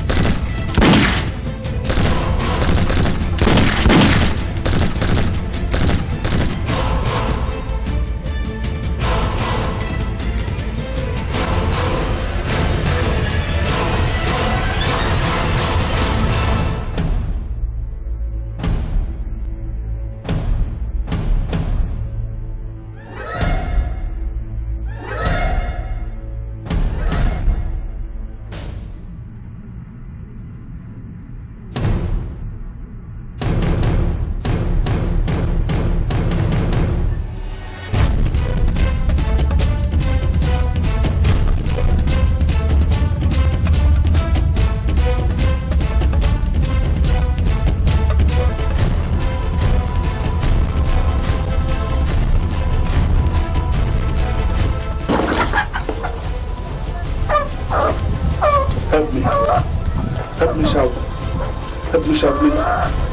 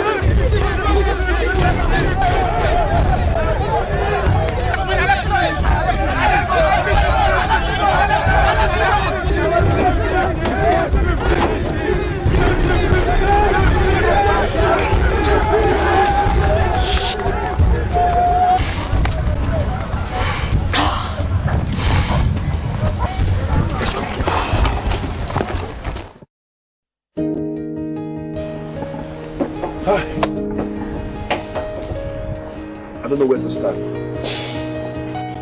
I want to say thank you once again. You people are professionals to the call. I've never seen a police like this. At the right time, I would have been a dead man. Oh, God. Thank you so much. Thank you so much, sir. What were you thinking of, Ibu? Running around a hostile neighborhood with a stolen fowl. I didn't steal that fowl. That fowl is innocent. I was only using it to raise an alarm. Because I don't want to use my voice. If I do, they will know my hideout. So I picked up that fowl to raise up an alarm for the neighborhood to come and block the hoodlums from me.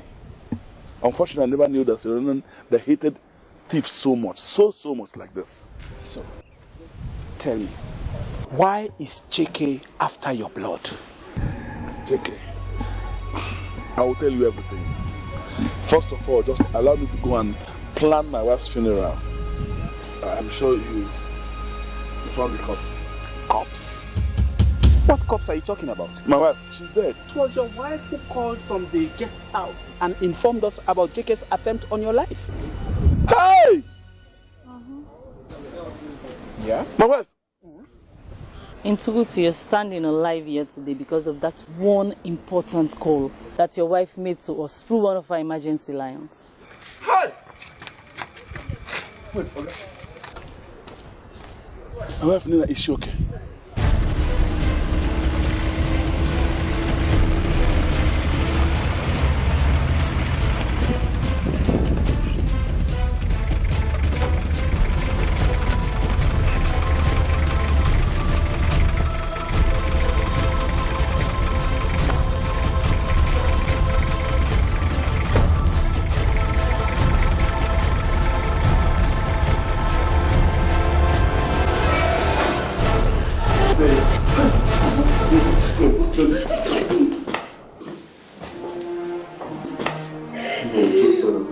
I thought they've killed you for me now. It's okay. Hi! Good, my baby. Hi.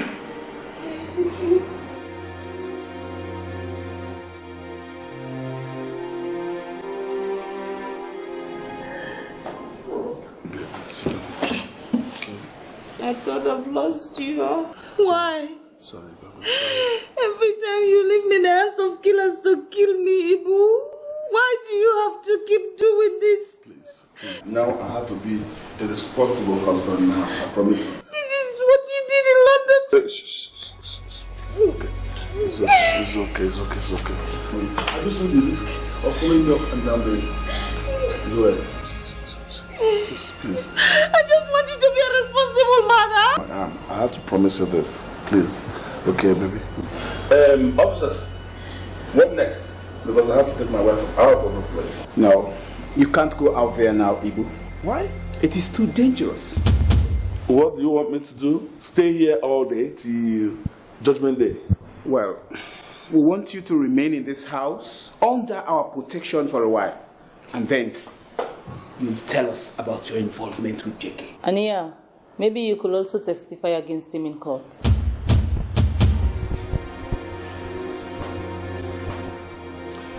JK was involved in a boxing scam. I will tell you the story. But I won't go to court. Too bad. Because the gatesman at the guest house is dead. Alfajo? Dead? And JK is gonna welcome a free man if you don't testify against him in court. Yes.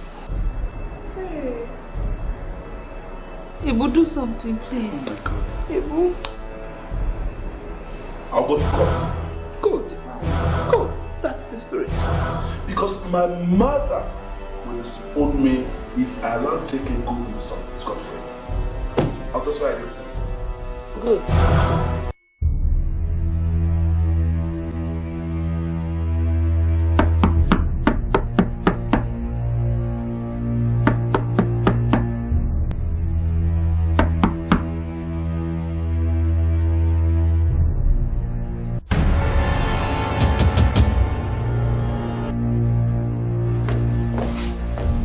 For goodness sake, what's the meaning of this? We have a search warrant for John Kingston. Don't worry. We'll make sure about that. Finda, let's get working.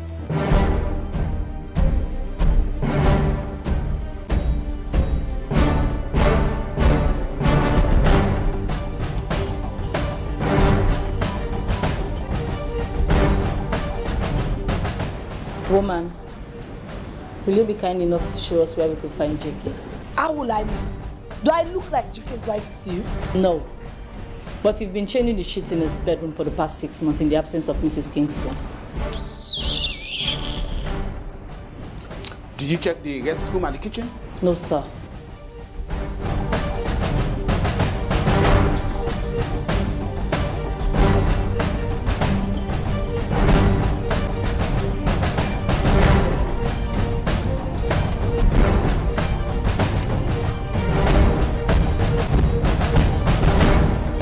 Inspector, it seems like we came too late. Okay, guys, let's get out of here.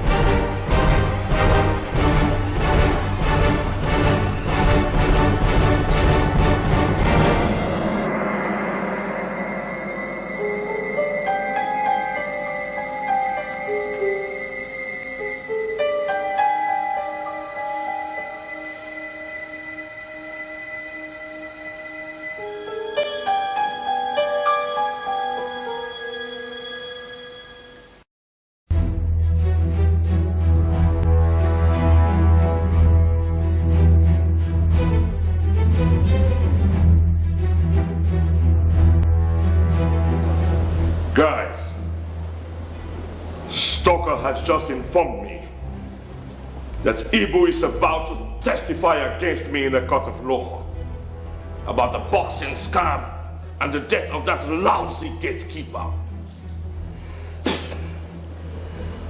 If Ibu testifies against me, then I'm finished. Boss, does anyone know Ibu's whereabouts? I have information that both of them are staying in a secluded house on Ranger Street in Garbage, guarded by armed police personnel. Boss, what are we waiting for? That's a bloody good question. Now get up your asses and go to the house, raise it to the ground before the parrots start talking. Now go!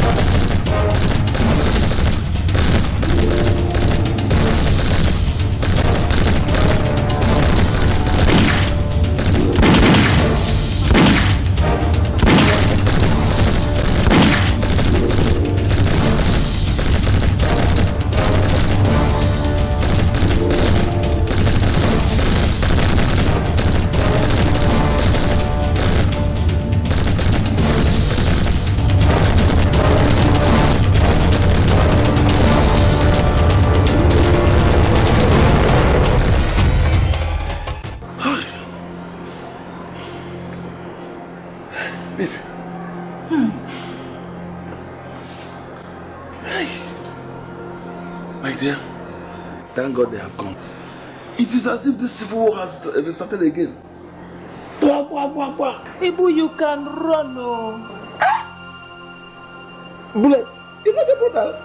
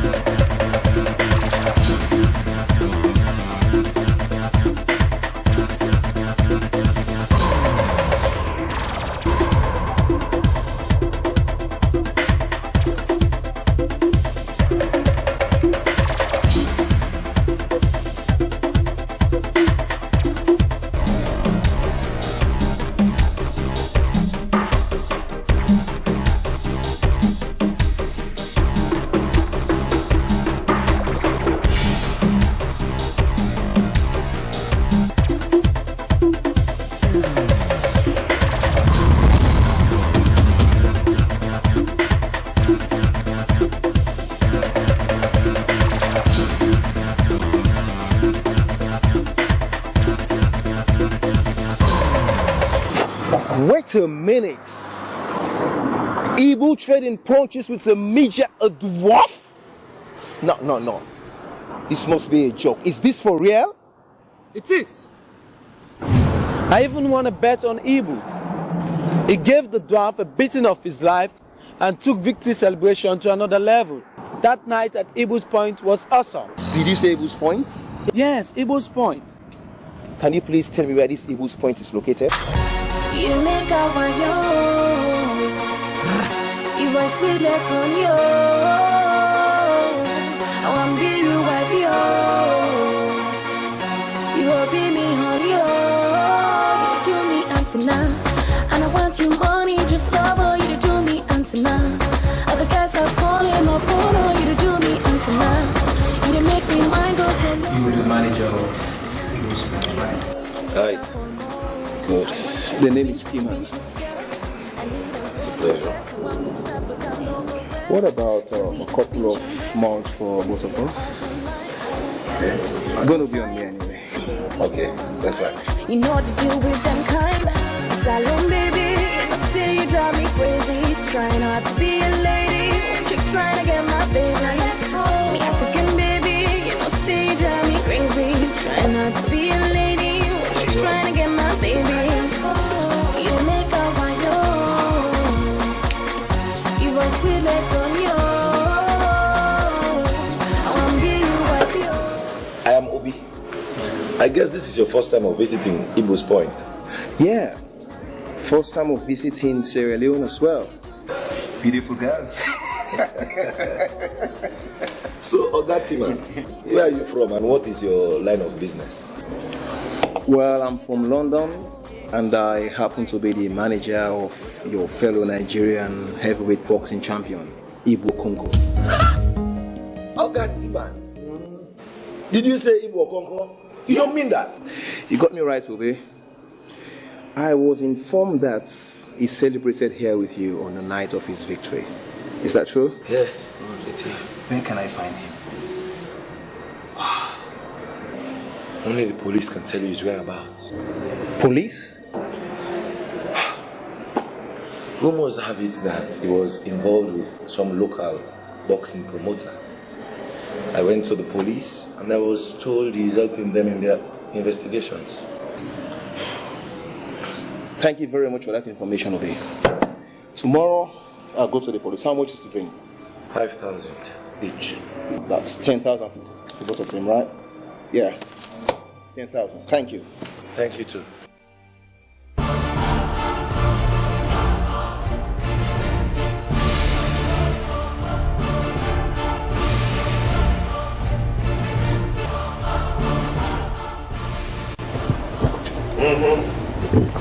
So, all right, okay. Now look, keep him in sight, Stalker.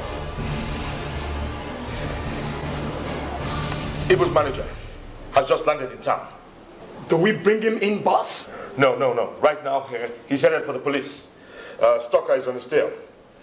Let us wait till we hear from him. All right, boss.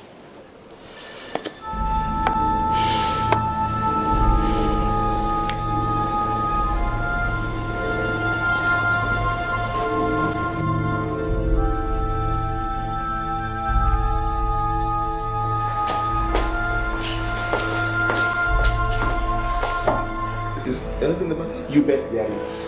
Your manager arrived from London and called at headquarters, threatening to go to the press if he's not given access to you. Yes. What's the meaning of this? What's his problem? I told him I don't want to fight in London. What's this? Yeah? Come on. It's T-Man you're talking about here. He's your manager. You can't treat him like he's nobody. So, okay, what's the need following me from London to Freetown? What's the need? Well, if it's up to me, I will tell you, at least see him, talk to him. You know T-Man. He doesn't know how to take no for an answer. Talk to him, make him understand. He will. He's your manager. Okay, fine. I'll see him tomorrow before we leave. Alright? Certainly not today. Sorry about that, Ibu. But headquarters has already made a decision on the matter.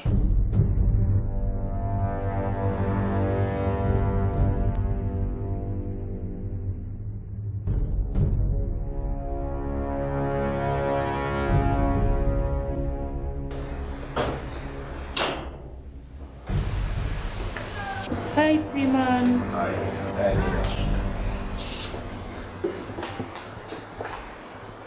What is the problem, T-Man? What's really going on? I should be asking you. Looks like you've got yourself into a neat pile of poo.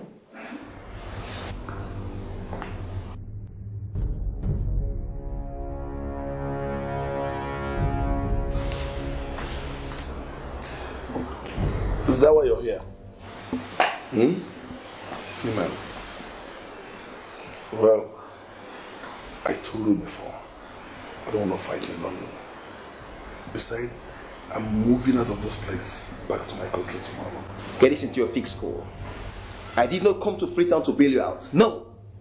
I came here because the stakes have been raised in your proposed fight with Lennox in London. What are you up to? I know you want to fix a fight. A high-profile fight. Probably to update my personality. But I have told you many times that I don't want to fight in London. I don't want to fight in London. I told you. Enough of this crap! What's the problem? This has been going on for far too long. Why are you so resentful of London anyway?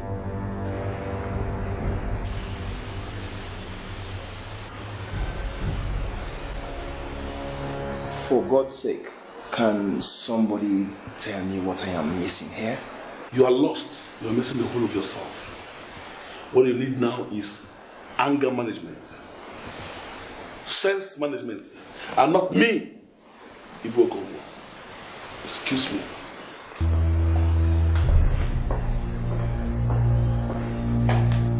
Officers, can you please give us a moment? Thank you. Tina, I think this whole thing has gone far too long. Do you really want to know why people despise London so much? Do you? see him, I'll tell you.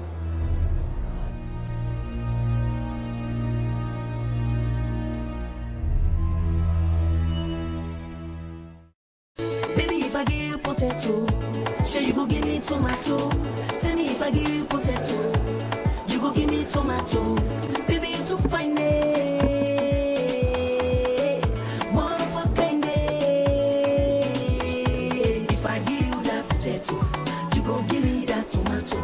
If I give you that potato, you go give me that tomato. If I give you that potato, you go give me that tomato. If I give you that potato, you go give me that tomato. So let me tell you about this, me love. She look like the queen of the world. I don't go all around the world, nothing to know then at this world.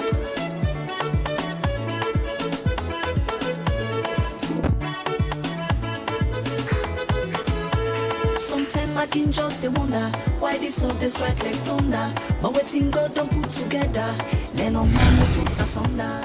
The name is T-Man. I hope you don't mind me keeping you company. Not at all. I'm Yolanda. Yolanda? Yes. Ooh. Can I get you another drink? No, thanks. One is enough for me. You speak with an accent that is akin to the British. You could adapt well in London, where I came from. Wow. As if you knew. I've always dreamed of visiting the Queen's land. Girl, your dream is about to come true. Because this very minute, you are the only person that matters to me in this whole wide world. You know what amazes me? In just under an hour since we met, you've fallen so much in love with me. Well, it's actually a few minutes since we met, but we could stretch to a few more hours if you can take a ride with me to my flat.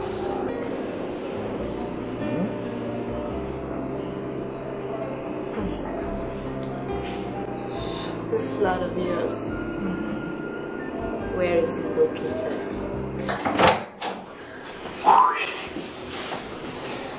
Welcome to my humble abode. Thank you. Make yourself comfortable. Thank you. It's just me and you here. What do you think? Okay? Yes. Wow. Tonight I celebrate my love for you. These the real thing to do. Now no one is gonna find us. It's just me and you. When I make love to you.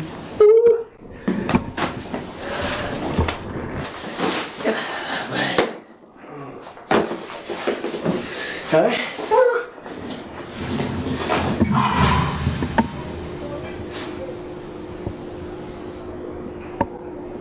I think you're better off relaxing on the bed with me, honey.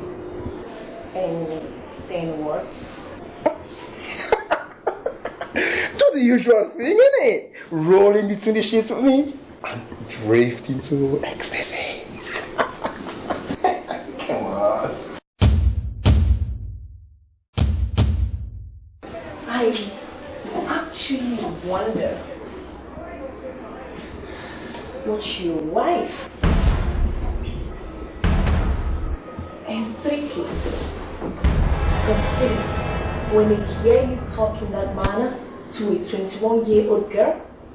Did I ever mention anything to you about my wife and kids? No. You didn't.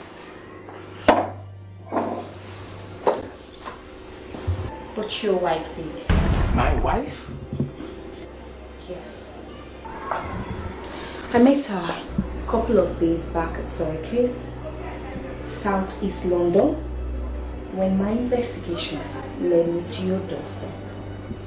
What investigation are you talking about? The investigation I started a year ago, back in London, to trace Nina and the Ibu Okonkwo.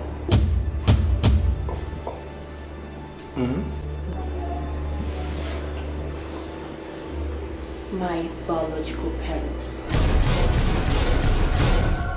So you see, I followed you all the way down here to Sierra Leone for almost the same reason that brought you here.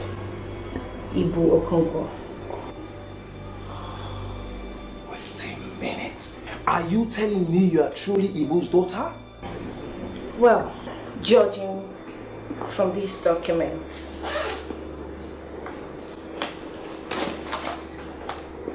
this was given to me by my adopted parents.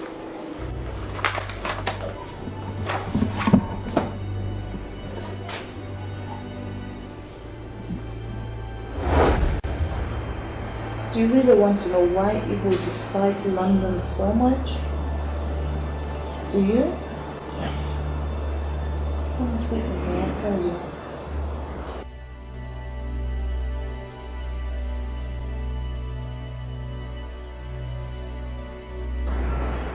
"20 years ago, Ibu was trying to build his career as a boxer. But at the same time, he was busy chasing any woman in skirts. London is a lonely place. Ibu would leave me in the house for 3-4 days and he would not come home. One day, when I realized that I've had enough,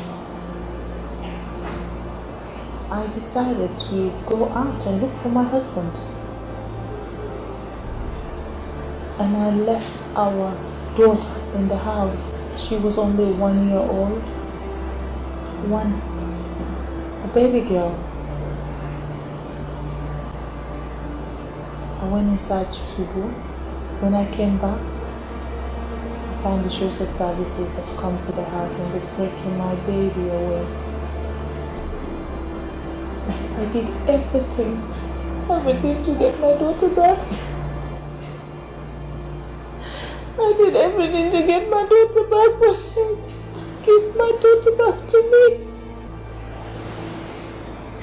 And Ibu just hit London and he blamed me for everything.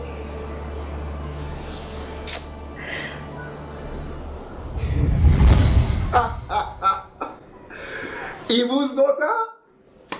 Girl, you have certainly made my day. Thank you. So, when can I meet my biological parents on duty? First, I need to hire a car. Like right now? Right now. Just wait, let me put on my clothes. Okay. Yolanda, I didn't even know I took off my clothes. Oh, you know I didn't mean it, right? I was only joking. Yeah, you know me with my jokes.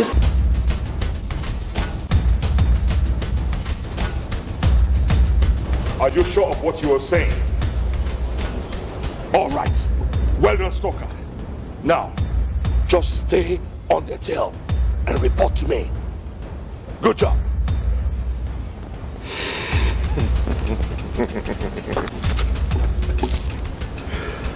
Ibu's daughter is now in town. Guys, you know what to do.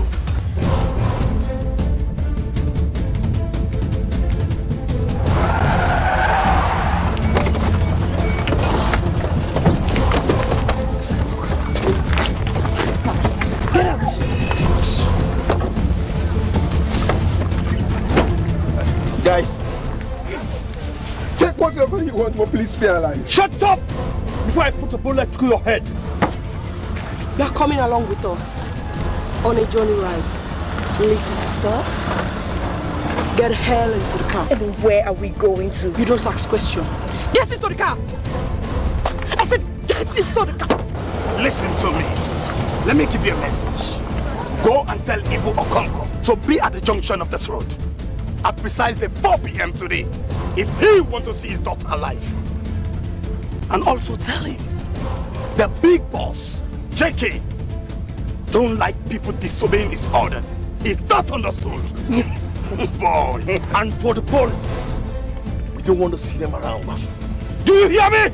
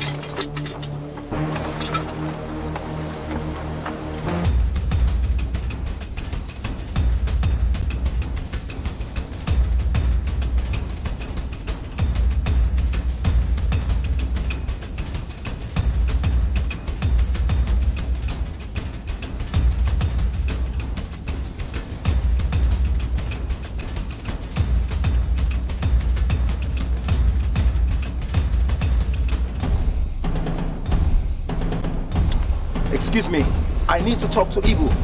Please, excuse me. Release him. Timan, are you okay? Yes. Ibu, I'm afraid you're going to cancel your flights to Nigeria. I see. Are you sure something is not wrong with your head? I've got good and bad news for both of you. Okay, no. The good news is, the daughter you lost to adoption 20 years ago in London is here in Freetown in search of you.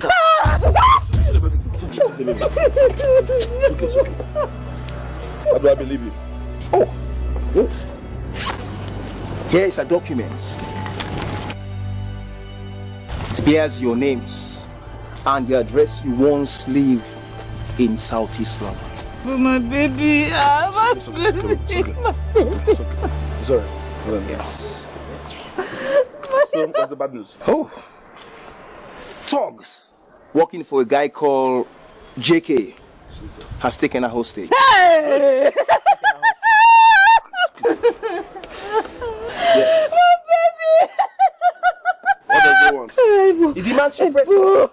He demands your presence at the junction of this lengthy road at 4 p.m. today. No. Stay back, Ibu, and let the police handle this. Hey! Forget about the police. Don't even think about it. JK's men warn strongly against police intervention. So please, don't go there. Baby, don't worry, okay? You've been complaining I'm not a good husband. I want to take advantage right now. People not when danger is staring at your face. I will be fine. Forget about the dangers. I'll be fine. Hold these documents. Come on. Just hold it. People wait. People come on.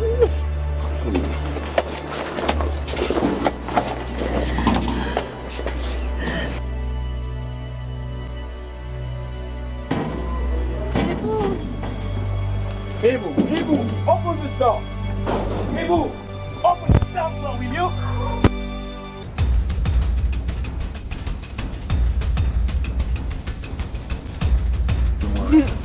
Yeah, don't worry. Let just, please, it's gonna be okay. Thank you. Open this damn door, will you? Oh.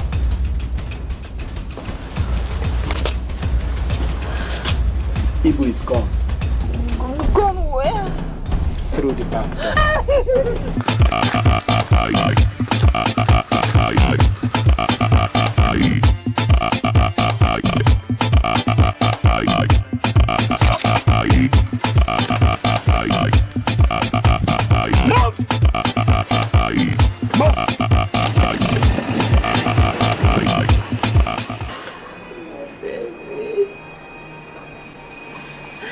I've waited for this for 20 years.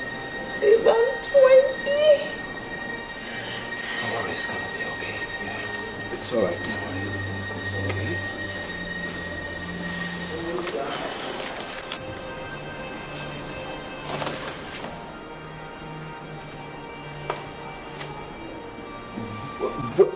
Wait a minute. I'm done. Shit. I knew she had something up her sleeves. It's just that I couldn't figure it out. So, who are we talking about here? A member of the British Special Police Force who has been taken hostage by Jackie and his henchmen. My daughter, police?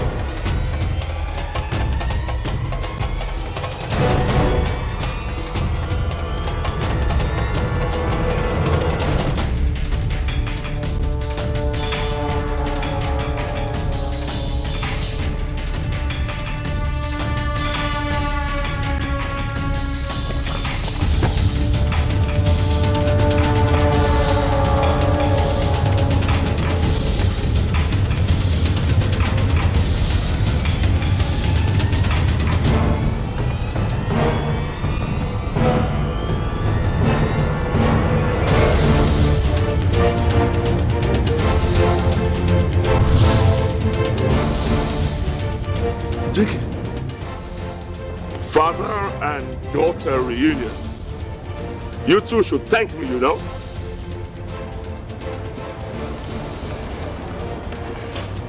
Ibu Okonkwo. So,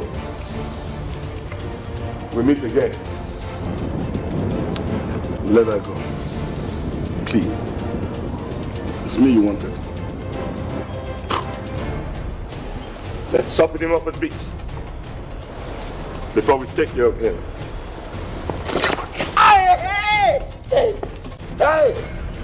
Hey, please. Let us see the stuff that the heavyweight champion really is made of. Hey! Hey! Look at the coward. I wonder how he remained undefeated all these years. Lift him up.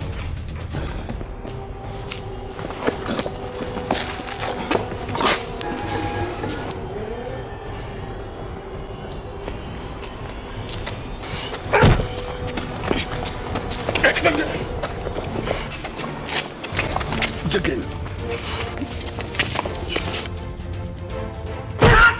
Oh, that's enough! Screwball! You only talk when you are told to do so. Do you understand, little sister? No! Let her feel the wrath of JK.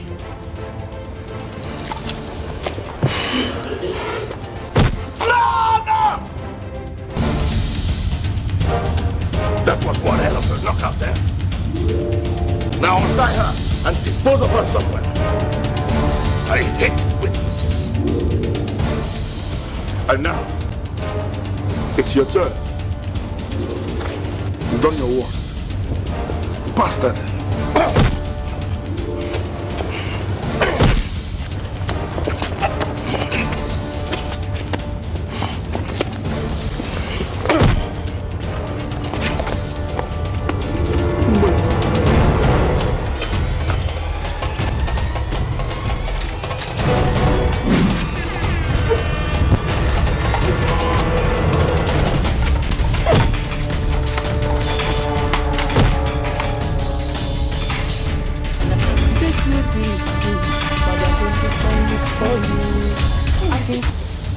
You don't have to be a coward.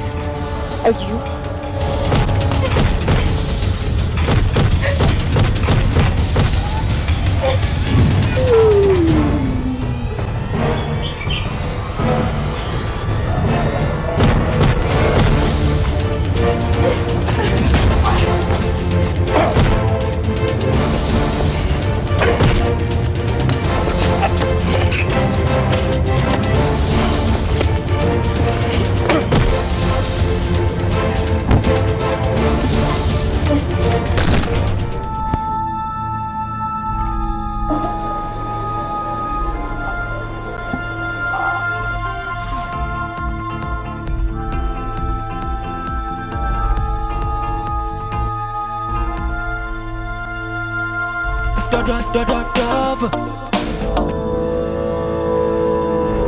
Different from them other gods, you prettier than you ever thought. Immaculated with your thoughts, infatuated with your love. You always shine up above. You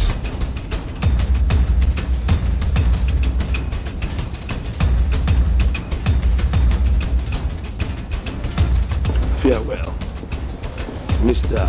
Ibu Okonkwo. This is how we draw the curtain on your long and illustrious career.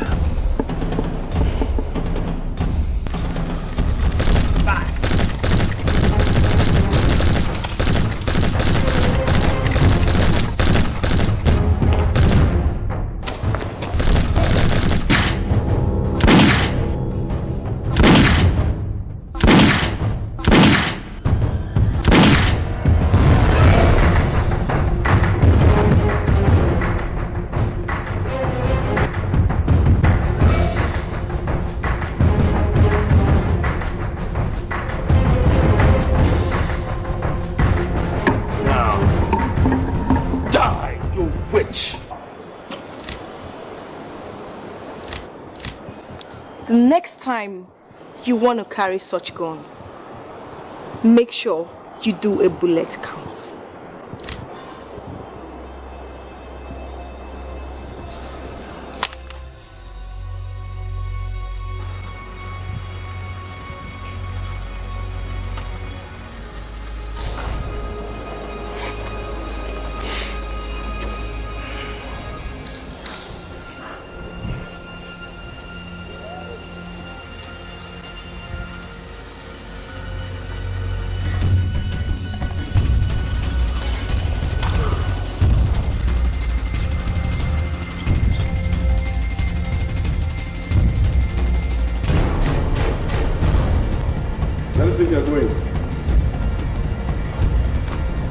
Imagine yourself, JK.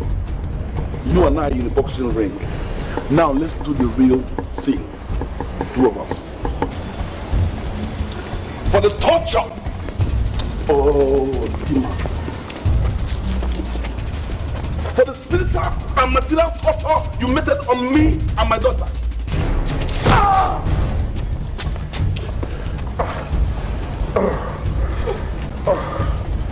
Two. The Salfaju. My Vietnam will kill in the cold blood.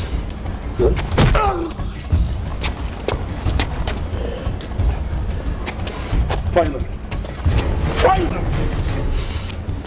This for the people of Sierra Leone, you made them lose their income because of your selfish interest and devilish practice and scam of my fights, on fights, rape.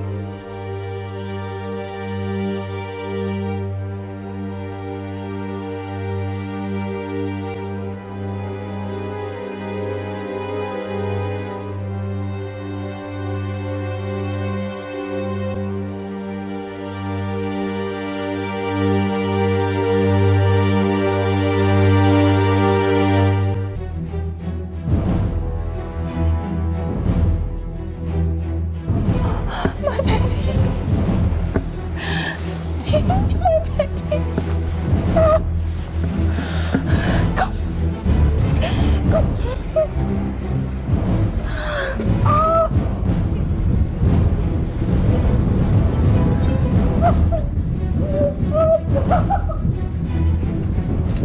did you guys know we are here? Sound of gunshots. A terrified neighborhood and a few frantic calls for the police was enough to help us find you. Thank you very much. I don't know how to thank you. You guys are wonderful. Mommy, I have my family again. Come on, thank you. My manager. This is the high time we talk about my fight in London with Linux. Oh, you can say that again. Yes. My family is here. Oh my God, I won't leave you without a hug. Thank you so much. Thank you so much. Oh, beautiful lady. Intelligent woman. Intelligent woman. Thank you so much. My family is here.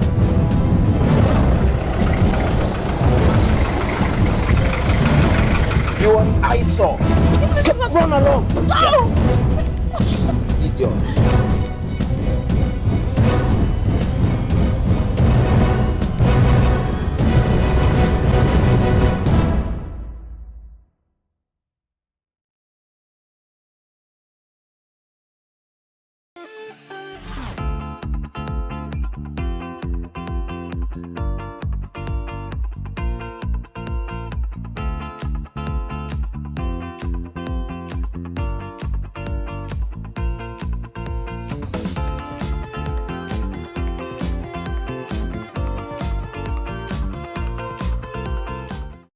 Yes, my viewers, I'm Una Adua, Una Kusho, and yes, welcome back to Official Mama Salon Top 10 Salon Music Video. As you know, that we first show of the year, so I want to tell you Happy New Year, Happy 2019.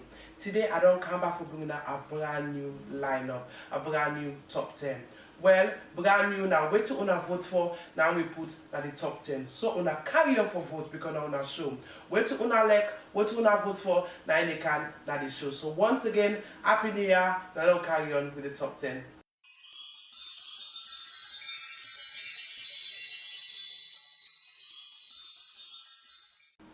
We don't reach now the part 2, they can show now the countdown. With number 10 today, with first video now from Mr. One with a song called Eno Aram.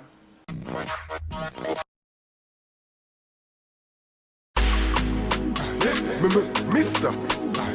One. I got menace on this one. Hallelujah, holy, holy. No, I'm Young Lee on the beat. We did enjoy that, you know. Mr. BJ, nigga, you beat, you know. Check by them, you know. Match check a soldier. Maloa up on the beats like a JJ Okocha.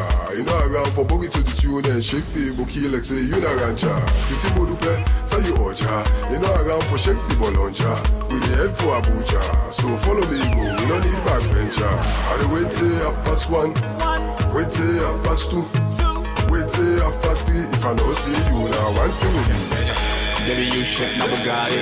Church girl, you can pray on the daily. Hallelujah, hold me if you holy. You know I am crying me Ferrari. You know we did enjoy that, you know. Mr. BJ, nigga, you beat, you know. Anyhow, check by them, you know. Let it beat wap, low slap. Share my food, baby, leg grab. Kakampa me, you know I am. Cox for you, Wembley, I want me one tap. Now that one talk for me for you. Boy, I got me for hype me Congo. The boy in swag na society now. Man one join you go feel sena bondo. Me Gucci see let's go and go. Father, you know I got me for kak pa me bongo. I tell the girl say me not take no sister. Follow I want to you Volvo. Baby, you shit na Bugatti. Church girl, you can pray on the daily. Hallelujah, hold me if you holy. You know I am crying me Ferrari. You know we did enjoy that, you know. Mr. a DJ, they can repeat, you know. Anyhow, check by them, you know. MC, you know. The children subri salad, youngly on the beats na cola. This beat need real cause, and Joey died, the whole of you na risk. Shine past you, we know. Swag past you, we know. Baby, them body boy, you know. White party like a below. I don't care if you black or rainbow. I want feeling I'm a red and condo. Life too short, but the bar with the komodo. Baby, you shit, now Bugatti. Church girl, you can pray on the daily. Hallelujah, hold me if you holy. You know I am pride me Ferrari. You know I am. You know I am. You know I am.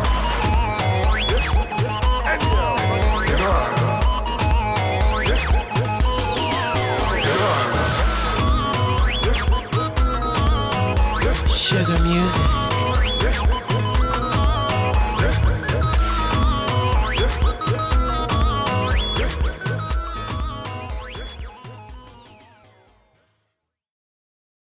That video they wanna just watch, that'll be with number 10 at the chart. So with number 9 today coming from LXG featuring Dove with a song called Blessing of the Life.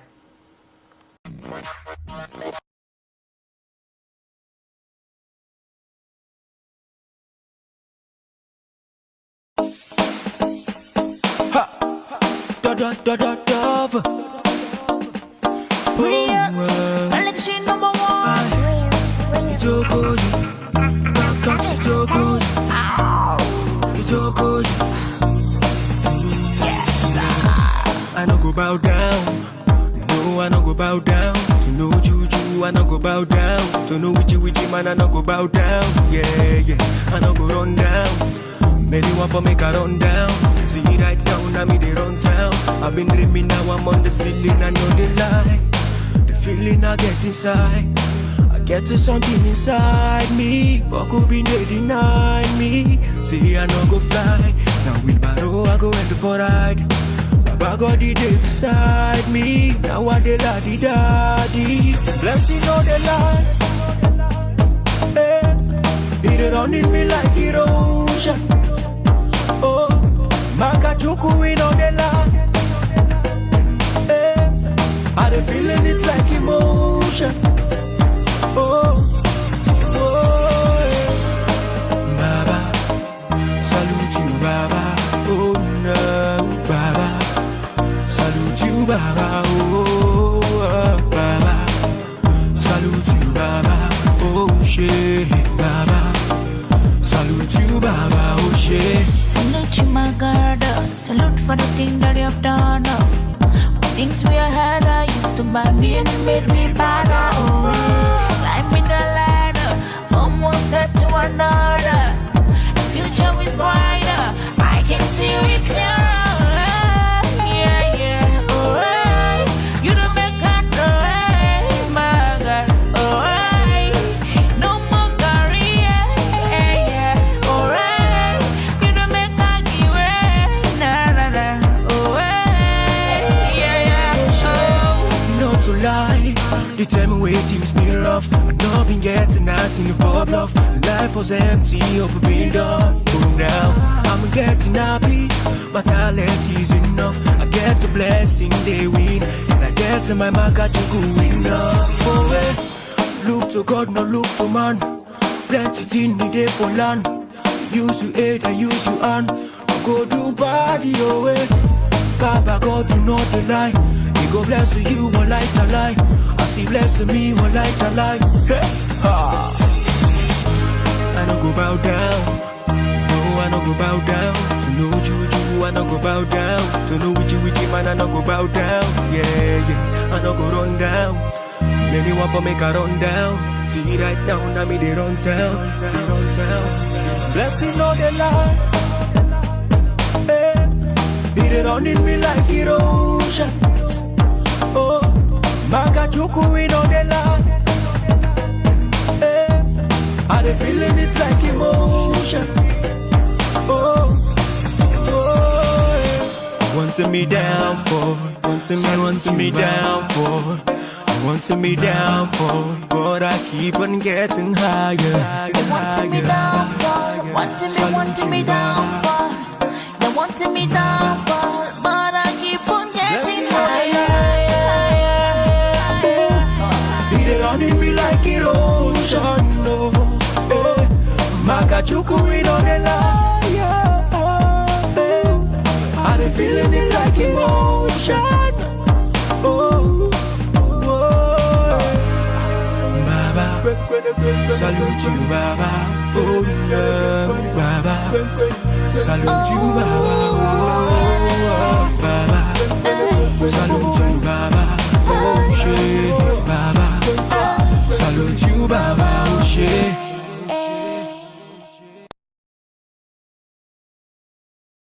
And then that'll be number 9. With number 8 today coming from Empress P with a song called Shout Out.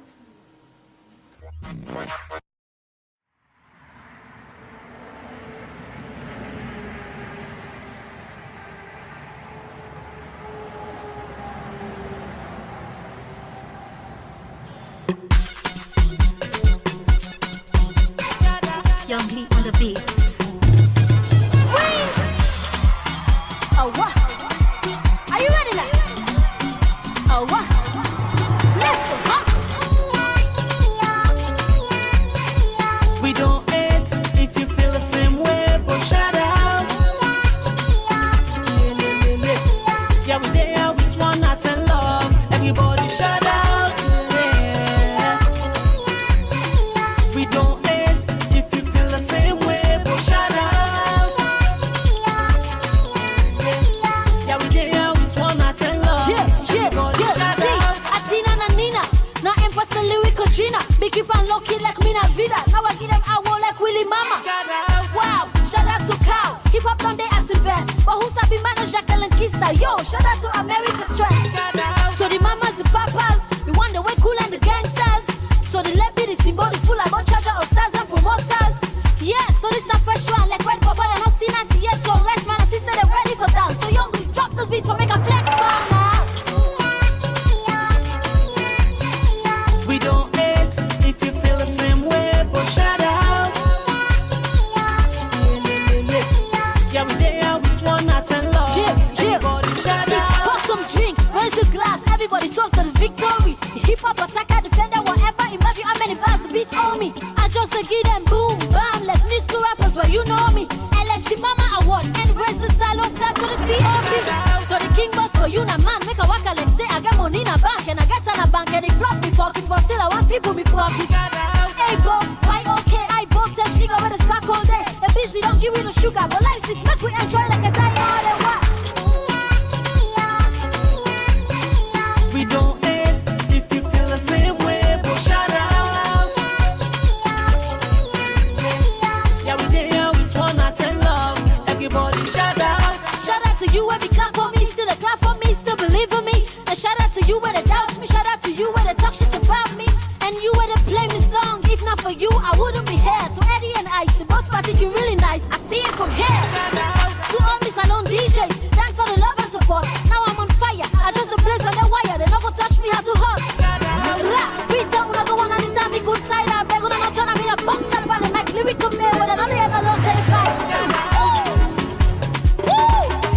I see you, man. Rara. Danny, what you say? That's right. Woo! Artists for peace. Eno and Eastern at the senior. Let me go now. We'll bet music. Nashito Kulala. And yo, Jada Peace on the Kusongo. Let's go. KME, baby. Jasper. Celebrity. All the diaspora artists and actors. And to all the legends. Godfather Jimmy. Sister Maki. And yo, DJ Rock. See you, Medish. Joko. Mastermet. Nice. Biggest Nina. What is it? Amela Town. Lebron. Danny. Side Paul. Nice. Empress. The Empire, baby. So that last video there now with number 8. With number 7 today coming from Black Gold AK and his song called Go Ahead.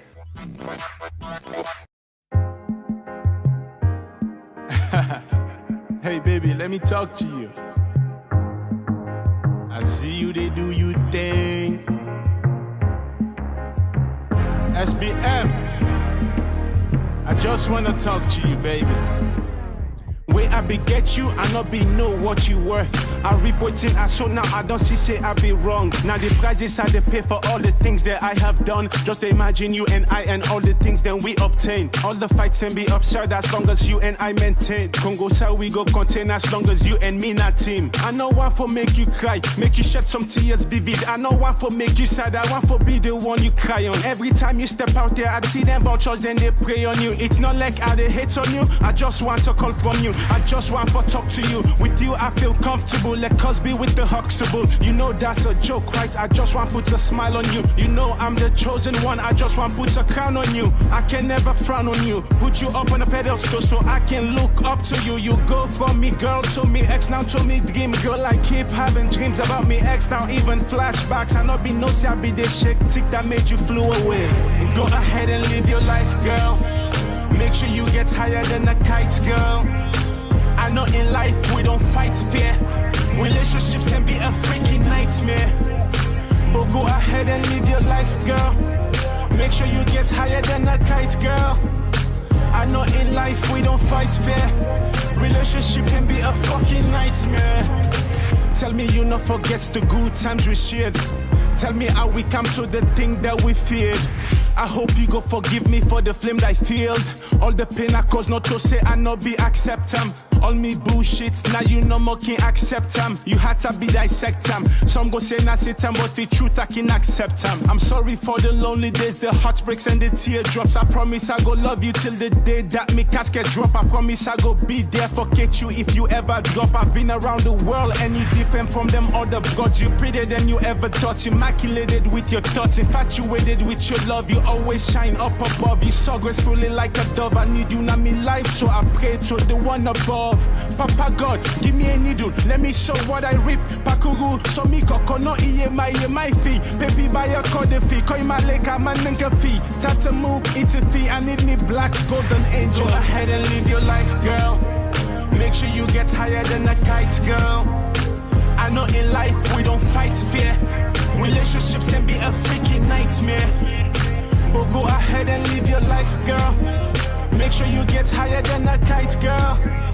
I know in life we don't fight fair. Relationship can be a fucking nightmare.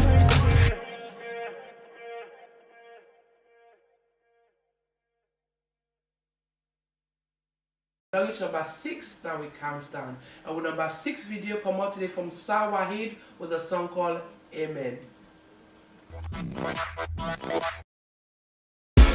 Yes, we go sweat from make we get the and tomato. Young Leap on the beats. But once not God, they shake the young go must come out.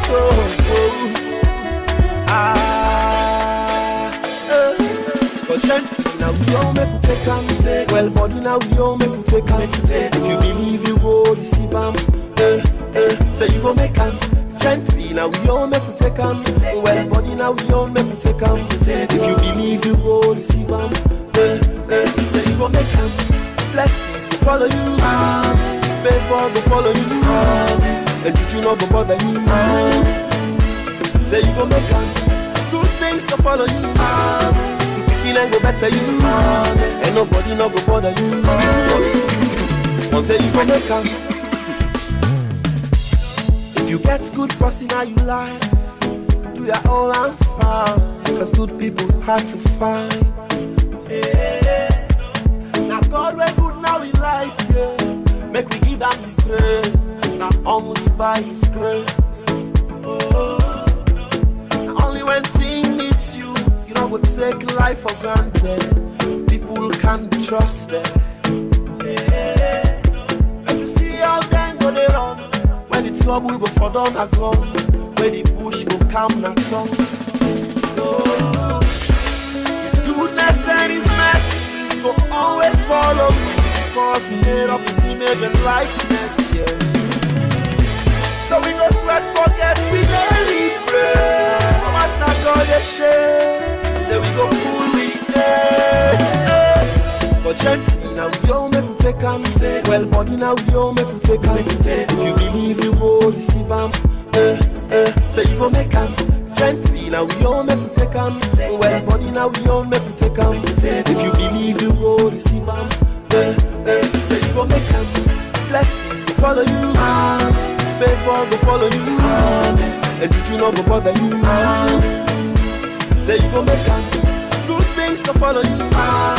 The picking and go better you. And nobody not go bother you.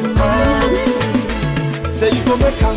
If you don't wait so tell me then give. Be like a lie.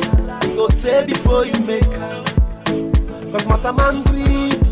Man told him for himself, yeah. Even the party that fambule steal and rich and self, yeah. But you up to God, not the fact. Now you always they watch me back. Now they make I they dance, I they la-di-da, I they daddy like that, yeah. Every day you don't feel up me back. That's just like a shower, you don't feel up me tank. Not only you, Papa, I said not only you, I just put it down, yeah. Cause gently now we all make we take am. Well body now we all make we take am. If you believe you go receive am. Say you go make am.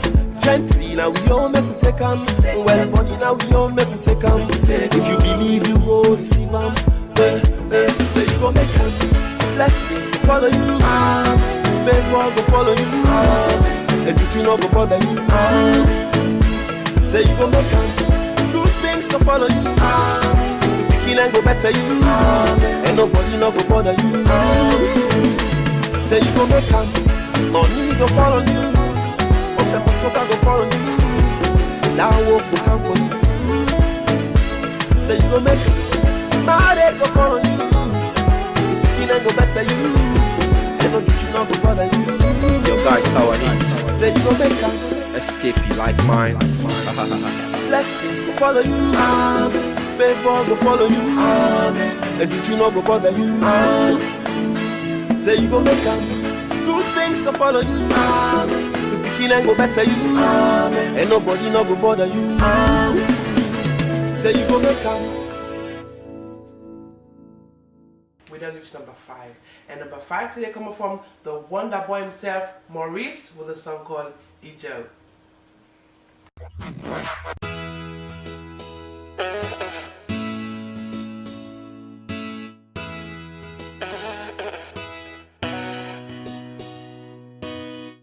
Kanuntila kasi, kanuntila monebo, kanidumantila kasi, kanidumantila monebo.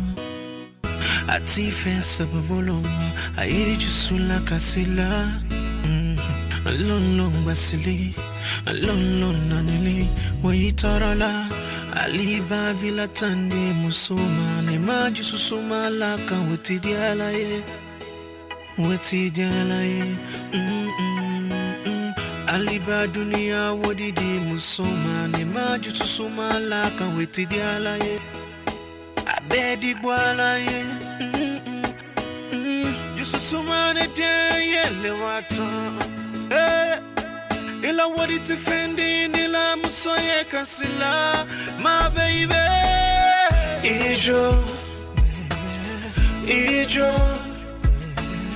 Ijo, ikana kasi, my baby. Ato, ikana kasi,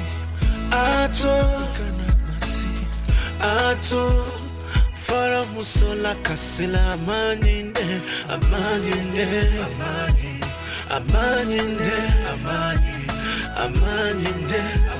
musoka na kasi, oh maninde.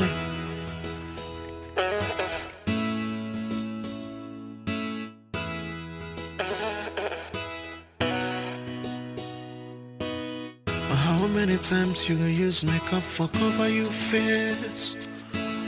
How many days you gonna live by golden grace? Morning time come here they beat you, Santa more molest you, and you give you money and you think say that not true love. Aliba vila tande musoma ne maju susuma laka wetidiala ye. Wetidiala ye. Jususuma ne de yele wata. Ila wadi tifendi nila musoye kasila, my baby. Ijo,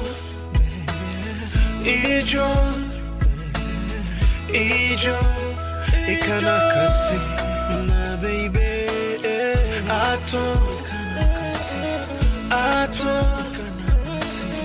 Ato, fora musola kasila amaninde.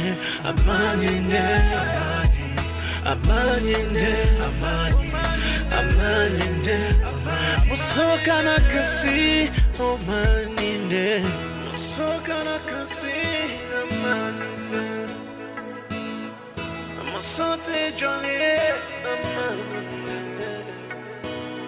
Parafina musola kike. Ikana musola basi.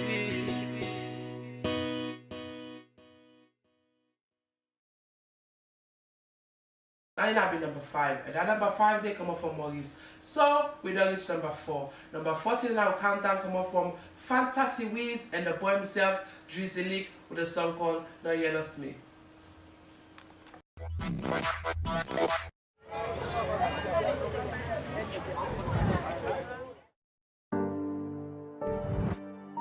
Solos Beats. Killing and you want killing of hair. Fila, titan, filale. Saba, titan, sabale. Nani motimo, nani bansa. No, ya bendima. What singing cook. What a fila, what a make it, what a filale. Sing, conya bendima. Konana metumbale. Ta, giving it a tansoro. Musu can I say no, you lost me, my man is it. Musu can I say no, that's me, my man is it. Musu can I say no, you lost me, my man is it. Musu can I say no, can you me, my man is it. I see you say like you, not so easy. I see you say want you, not so easy. Musu can I say no, you lost me, my man is it.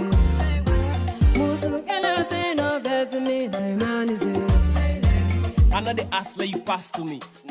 I know say you get for last to me. Where you the pose like the selfie, I'm chilling with Bay. Watch, make you know say you don't pass to me. You the bluff, you the hook, other man in the look. When you check and you slack, other man in the book. You not safe even when you don't enter the books. They stress pan the vast and they wait for the hook. Like I chop, you chop, we none not get right. So stop the fest like it's your bet, right? You open teeth, you fit in bed, right? Be-yo, we all are mates, right? I chop, you chop, we none not get right. So stop the fest like it's your bet, right? You open teeth, you fit in bed, right? Be-yo, we all are mates, right? Musu kela say no, you lost me, no man is it. Musu kela say no, vet me, no man is it. Musu kela koi bola bonka man na kezaya. Musu kela koi bola bonka man na kezaya. Musu kela koi bola bonka man na kezaya. Ibola bonka man na kezaya. Musu kela koi bola bonka man na kezaya. Ibola bonka man na kezaya. Ibola bonka.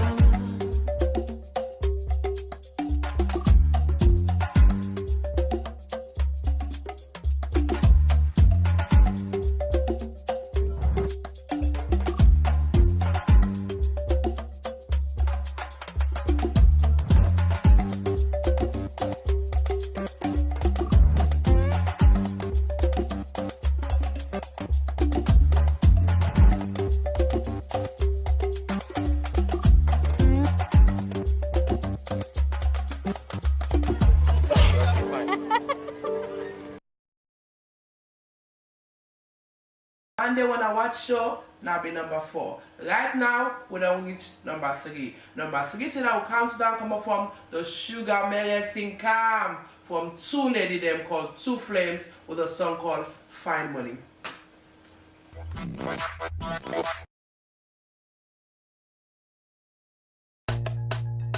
Two Flames. The girl them with the charm money like character. Yes, with the charm money like character. We bad. And the camera we bad and bougie. Yeah. We not the best setter. We bad, not bad. We bougie like cookie pan the movie. We bougie. Sugar music. Now we find like bunch of roses. And so the boys then they party to we song. Everybody say we sexy and we lyrical. Anywhere we go, people then love we. Fine girl, fine money. Anywhere we go, we light up. Fine money, fine girl, fine money. All over the world, we light up. We the born like fish on my way. Fine money, oh, fine money. Fine money, oh, fine money. Fine money, oh, fine money. You know we two flames we dey so. Watch where we design up, wind up. Everybody wind them up. We spotless, talkless, well dressed, sweetness. We no fighters, then we are lovers. You know we fine boy. Let we go out, see don't take. When we self no go out, oh. Tell your girlfriend to chill out. See they big holiday on man, they come out, oh. Time to take time out. We go do thing them party and turn up. If she still call, make you still chill out. Make you sleep big people, they hang out. We they hang out, say Falco, we they hang out. How we find like bunch of roses. And so the boys them they party to the song. Everybody say we sexy and we lyrical. Anywhere we go, people then love we. Fine girl, fine money. Anywhere we go, we light up. Fine money, fine girl, fine money. All over the world, we light up. We know they sleep none for waiting. We they count money like ATM. Fine money, oh, fine money. Fine money, oh, fine money. Fine money, oh, fine money. We still dump on the game because now we get the power. Any side where we go, baby, then they keep in a corner. Then they calm down like a young puppy, then humble. We no come here for bio picking. Shut it down with the buy bottles them 6-6. Baby, then they wonder how we get the success. We chillin' every day, we no get stress. We they open doors them, we ask for access. Fine boy, you get a girlfriend, tell her make it chill, that's me being nice. Tell her you are kissing, I'm golden nice. Tell the bitch you find someone nice. Tell her to back off or someone dies. This is the beginning, be ready for the lily wago lily baby. Then we go and come near me man. Let not give me reason for beats begin. We go expensive school but still not the land. Ride me. Fine money, oh, fine money. Fine money, oh, fine money. Fine money, oh, fine money.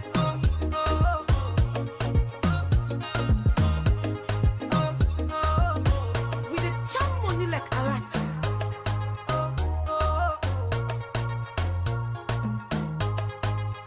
Two flames, girl them with the charm money like character. Yes, we the chop money like arata. Bad, we bad. The camera we bad and bougie. Yeah, we not the pace setter. We bad, it not bad. We bougie like cookie pan the movie. We bougie.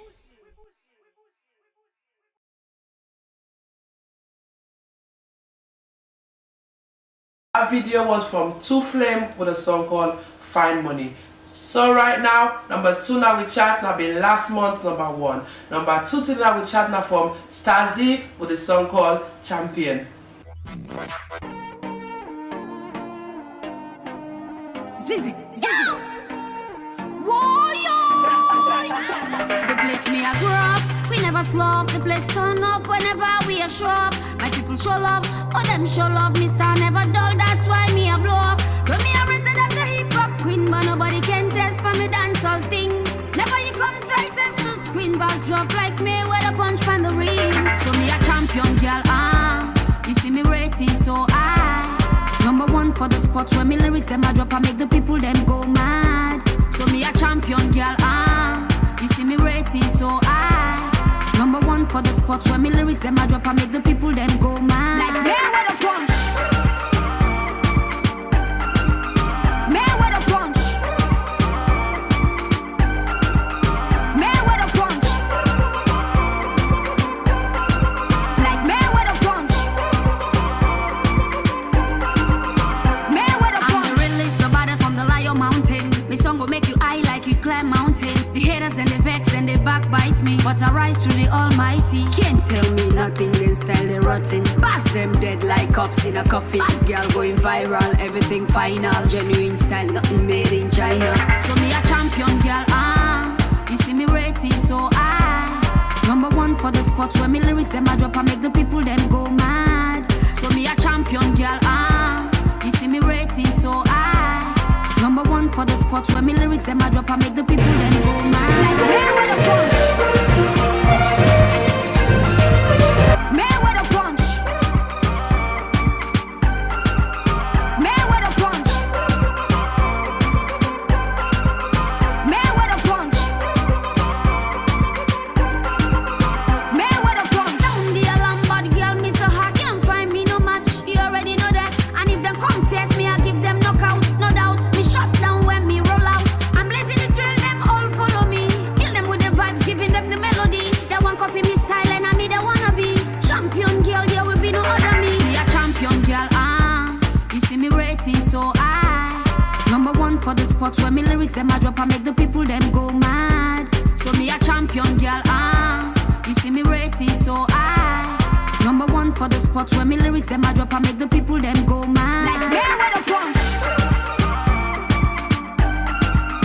Man with a punch. Man with a punch. Man with a punch. Like man with a punch. Man with a punch. Man with a punch. Man with a punch. Man with a punch.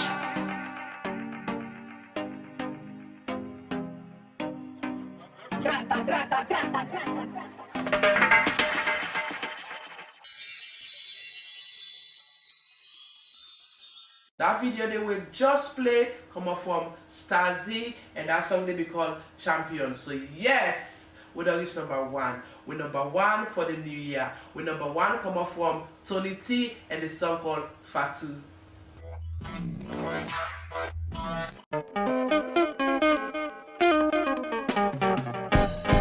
Hiya, oh Fatu yellow sissy.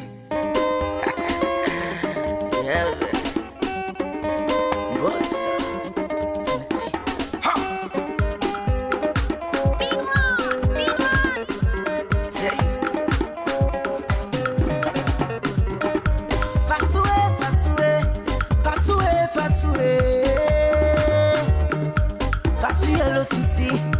Fatu paint, Fatu make. Fatu I make I want touch you, say not degree. Fatu I make I want only you, say not degree.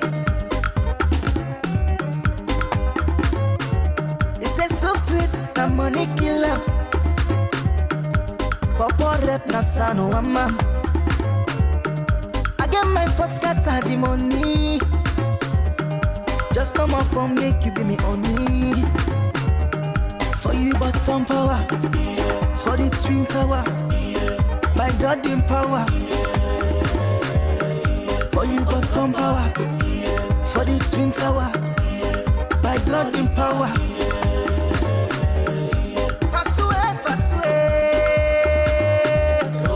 Fatu all on for me.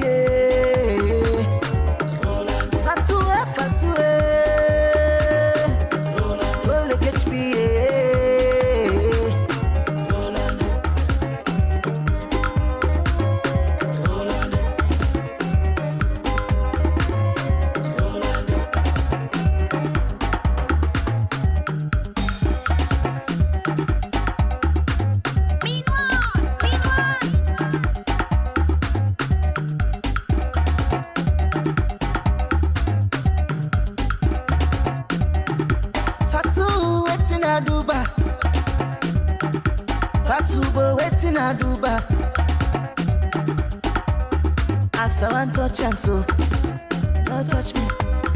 As I want all and so, you say no. Taste me olele, taste me pepper soup, yeah. It's the blow.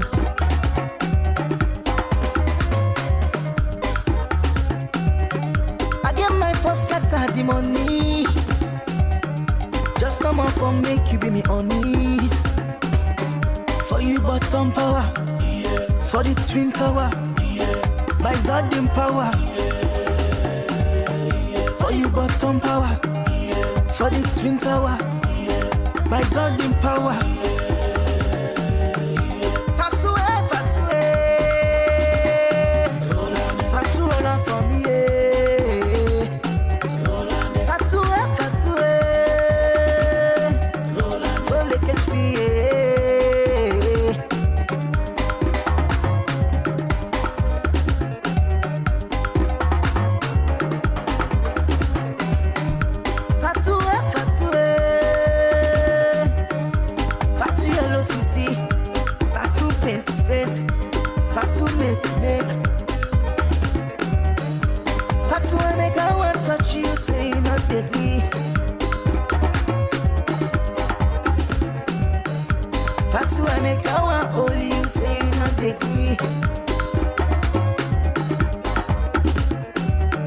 for you bottom power, for the twin tower,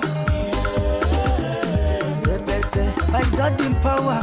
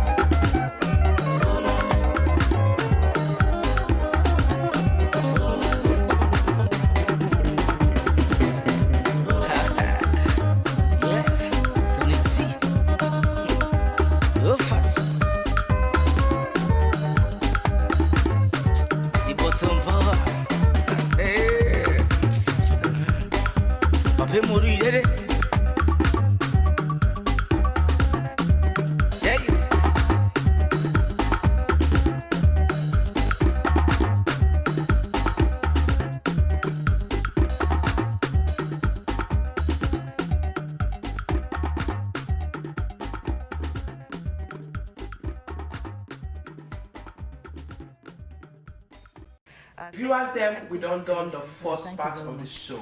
Vote. I can tell you please vote. If you want vote, una go on our Facebook page. The Facebook page get all the information. Una can get to it now with YouTube page. With YouTube page, official Mama Salon. Una can cast on vote for any video una want, and una can cast on vote for we top 10. So right now we don't reach the other part of the show. What they go now? 5 new video. 5 new video for choose from. Wait for me. Next month or the other month in countdown. Now yes, so we need you now. So on a vote, I don't tell you that, I don't tell you that. So on a vote for waiting for being number 1 or number 2 now next where we see show. Football and sports in general coming to an absolute halt. Probably for the first time in the history of the world. Probably. What's the current state and situation for Sierra Leone as we speak? Well, you know, like you just said, this is an unprecedented situation, and it's not affecting Sierra Leone alone. This is a global crisis issue. So what we are going through is pretty much what everybody else, every other country's football association and, you know, football nation is going through. With regards to Sierra Leone, it is particularly difficult because, as we all know, football plays such an integral part in our everyday society, and it had started picking up again recently, and there was a very positive vibe around our football growth. So as it is, everybody just has to stay home. The secretariat is closed. It has been closed for a while now. Clubs had to just take a back seat. Players had to go home. And everything's at a lull, really. And what we do at the FA is we work basically from home. The key officials are in touch with FIFA. I'm on a almost daily constant touch with FIFA, and we're just monitoring the situation and just seeing which part we can play. You know, the thing is also, Stella, that football plays an enormously large and important role in every society, be it as a recreational game which inspires great good feel emotions, or be it as a force that comes in to unite in time of strife. And that is why it's so very important to us that football, whichever way we can, we try to be a part, play our own part, be it big or small, in the fight against this virus.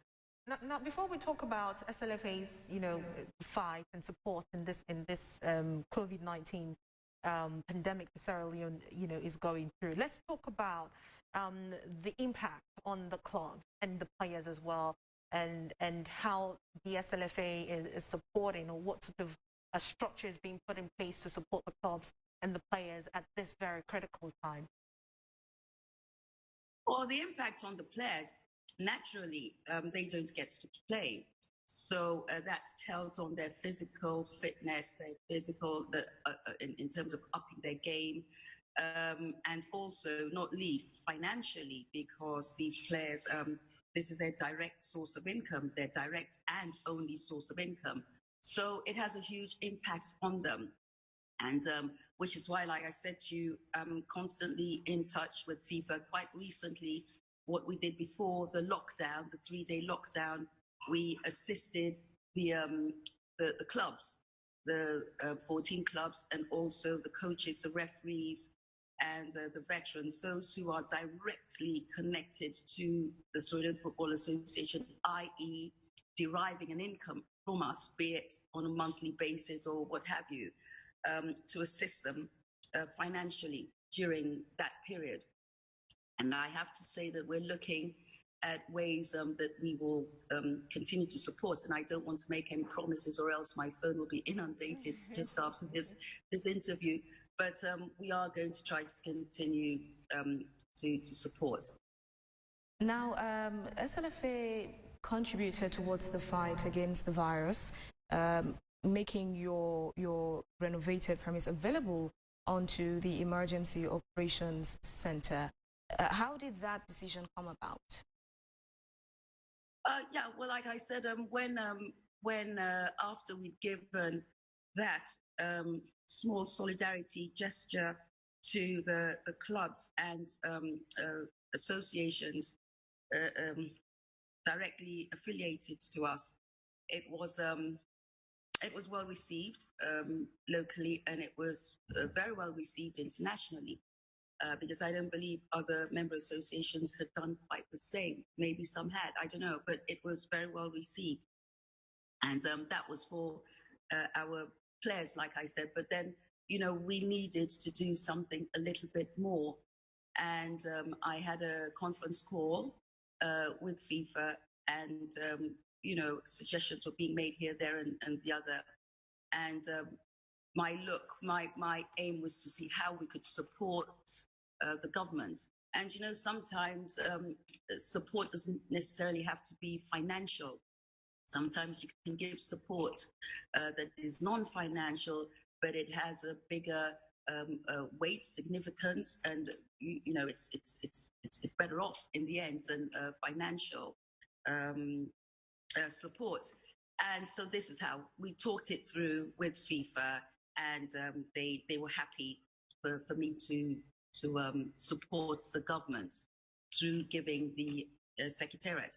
And it's a $650,000 project, the newly refurbished center, and it has 20 rooms, which was meant to be the hostels for players. And these rooms will be furnished with new beds and everything, but every single office in that complex is air conditioned. Like I said, it's fully refurbished, so it's clean and it's new. And I think it's also an ideal environment for anyone or officials that are going in. We're just talking now about the caretakers and the people who are putting themselves on the line. But if you're working in an environment that isn't necessarily that conducive, be it hygiene-wise or it's cramped, you don't really have the feel to go out there and work, if you like. So, we at the FA, we're very happy to give up our newly refurbished centre, which we were really looking forward to formally opening it and moving in and working. But I think that, we're more than happy. This is the least that we can do. I also want to thank my executives. I want to thank the entire staff who made sure everything was there intact. I want to thank my lawyers as well, who, from Tanner's Advisory, Africanus and Brimer, in particular, who really worked around the clock to just make sure that we got our MOUs and everything together for this. And we're very happy. We're happy that we've been able to do this, and we would love to do more. Is the SLFA currently working on post-COVID plans to revive football after the whole corona pandemic would have ended globally? Oh yeah, I mean we're working now. I'm talking to an international organization. We should be signing that MOU in the next few days, and these are the kind of things that I would like to see us do, because it is going to have a psychological impact on a lot of people. We may not see it now, but eventually I know that it will. Like I said, some of these boys I remember during the Ebola time, and that was another reason why those memories came back to haunt me, where during the Ebola we had instances where players had to go out and become grave diggers and for Ebola victims, just because they needed to earn a living, which that's very sad. It's not good enough. I'd hate to see something like that happening, where they're having to go and do things that they're not supposed to be doing just in order to live and survive. So, yes, there are plans that we're putting in for post-COVID. Now, currently there are ongoing some projects that, had commenced well before, the COVID came into Sierra Leone. A few of them had already started. Do we expect that they continue? Do they get to be put on hold? I remember recently the launch of the TOF in Kenema, the football TOF in Kenema. Are those sorts of the projects that would continue even with the ongoing, coronavirus? And would there be other projects still ongoing as you work on a post-recovery project? No, there's no standstill. What there will be, and what there has been, there's been delays through no fault of the FA. I think recently, just a few days ago, I was asked about the update, the progress, and I called the guy in charge here on the ground, and he said, well, one or two of the workers, the site workers, was stuck in Freetown, and there's a ban on the traveling to the province. So that's how come it's been delayed, and that work would commence again this week.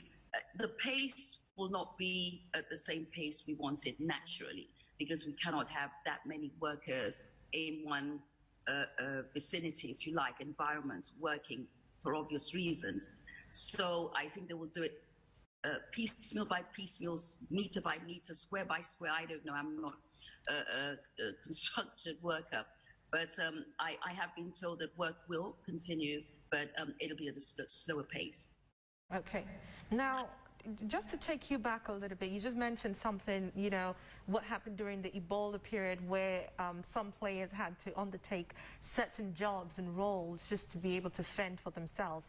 And, this is a period where we are again in another crisis, another health crisis.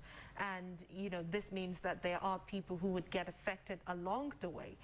One recently was the passing away of one of FC Johansen's player, Edmund. Can you take us through on really what happened? Because there seemed to have been a bit of a controversy around that and some concerns. Yeah, I'm not sure what the controversy was, but going back to the death of Edmund, very sad, because again, that it evokes a very sad memories of one of my players, Issa Koroma, Madame, who died about 10 years ago. And so, with FC Johansen, we have generations, if you like. There was that first generation during the young FC Johansens, and then there's a second generation where Madame belonged to, and this Edmund as well belonged to that generation. And then we have this new generation that we have now. Beautiful, very humble and quiet boy. Clearly, he had medical issues that he never spoke about, or he probably didn't know was that serious. You know, Stella, you and I know that in this country, when anybody falls ill, yet alone these young boys, it's malaria typhoid. That's what they get treated for. That's what they believe they have. But he had more serious underlying issues. But, you know, to cut a long story short, I wasn't aware. Very few, if any, were aware that he had fallen ill and gone into hospital. He was admitted at the Connaught Hospital. I believe he was there for 2 days. And a relative of his who says that he'd been taking care of the boy called me to say that Edmund had just passed away. And I said, you know, what happened? He said asthma and high blood pressure. Wow. Now, that was a shock to my system because I don't see an athlete or a footballer playing for so long to the extent he played or the level he played, having asthma undetected by anyone. I didn't see that being possible. But of course, we're in shock, and then the news went around. And you know, we live in an age now where if you fall ill, people always ask questions as to what and why and how. And I was asking those questions, and I can understand how asthma would kill. So the long and short was I asked for an autopsy to be done because I didn't have the family were in a hurry to bury him, clearly because of some rumors going on. And that, you know, there was going to be a shutdown, another shutdown, and they wanted a decent burial for their child. But I insisted that we have an autopsy done and we have a proper medical report. Not for anything else, we needed to know also what killed the boy. And it transpired that he had an enlarged heart, twice the size of a normal human heart, and he also had kidney problems, lingering ones. So he died of multiple conditions, which for his young body, the poor guy was suffering, and he had these lingering diseases, and he died. And may his soul rest in peace. And I hope that he realizes how much we loved him, and that we'll miss him greatly. Amen, amen. This then brings into questions we've always had centered around our healthcare system and the quality in which it's being dispensed.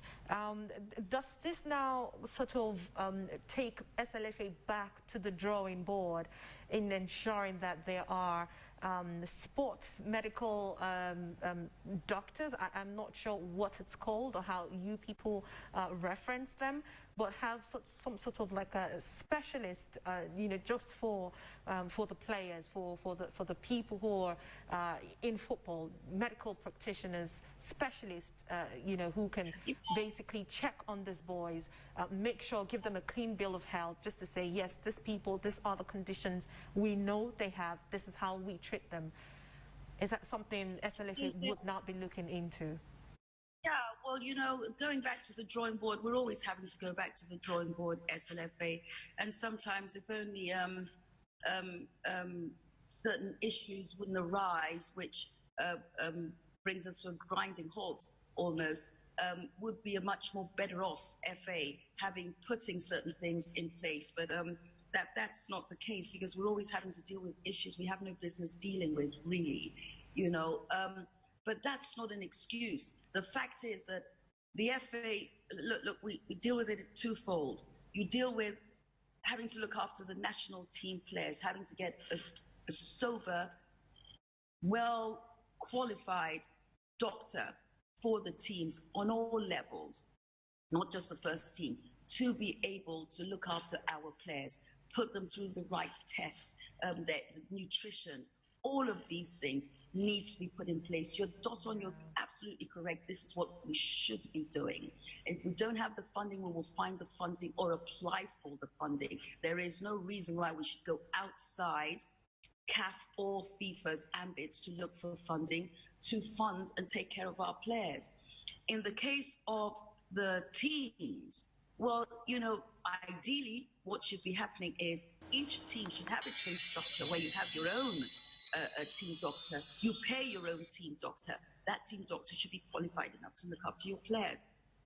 That's not done, but simply because the teams just aren't rich enough.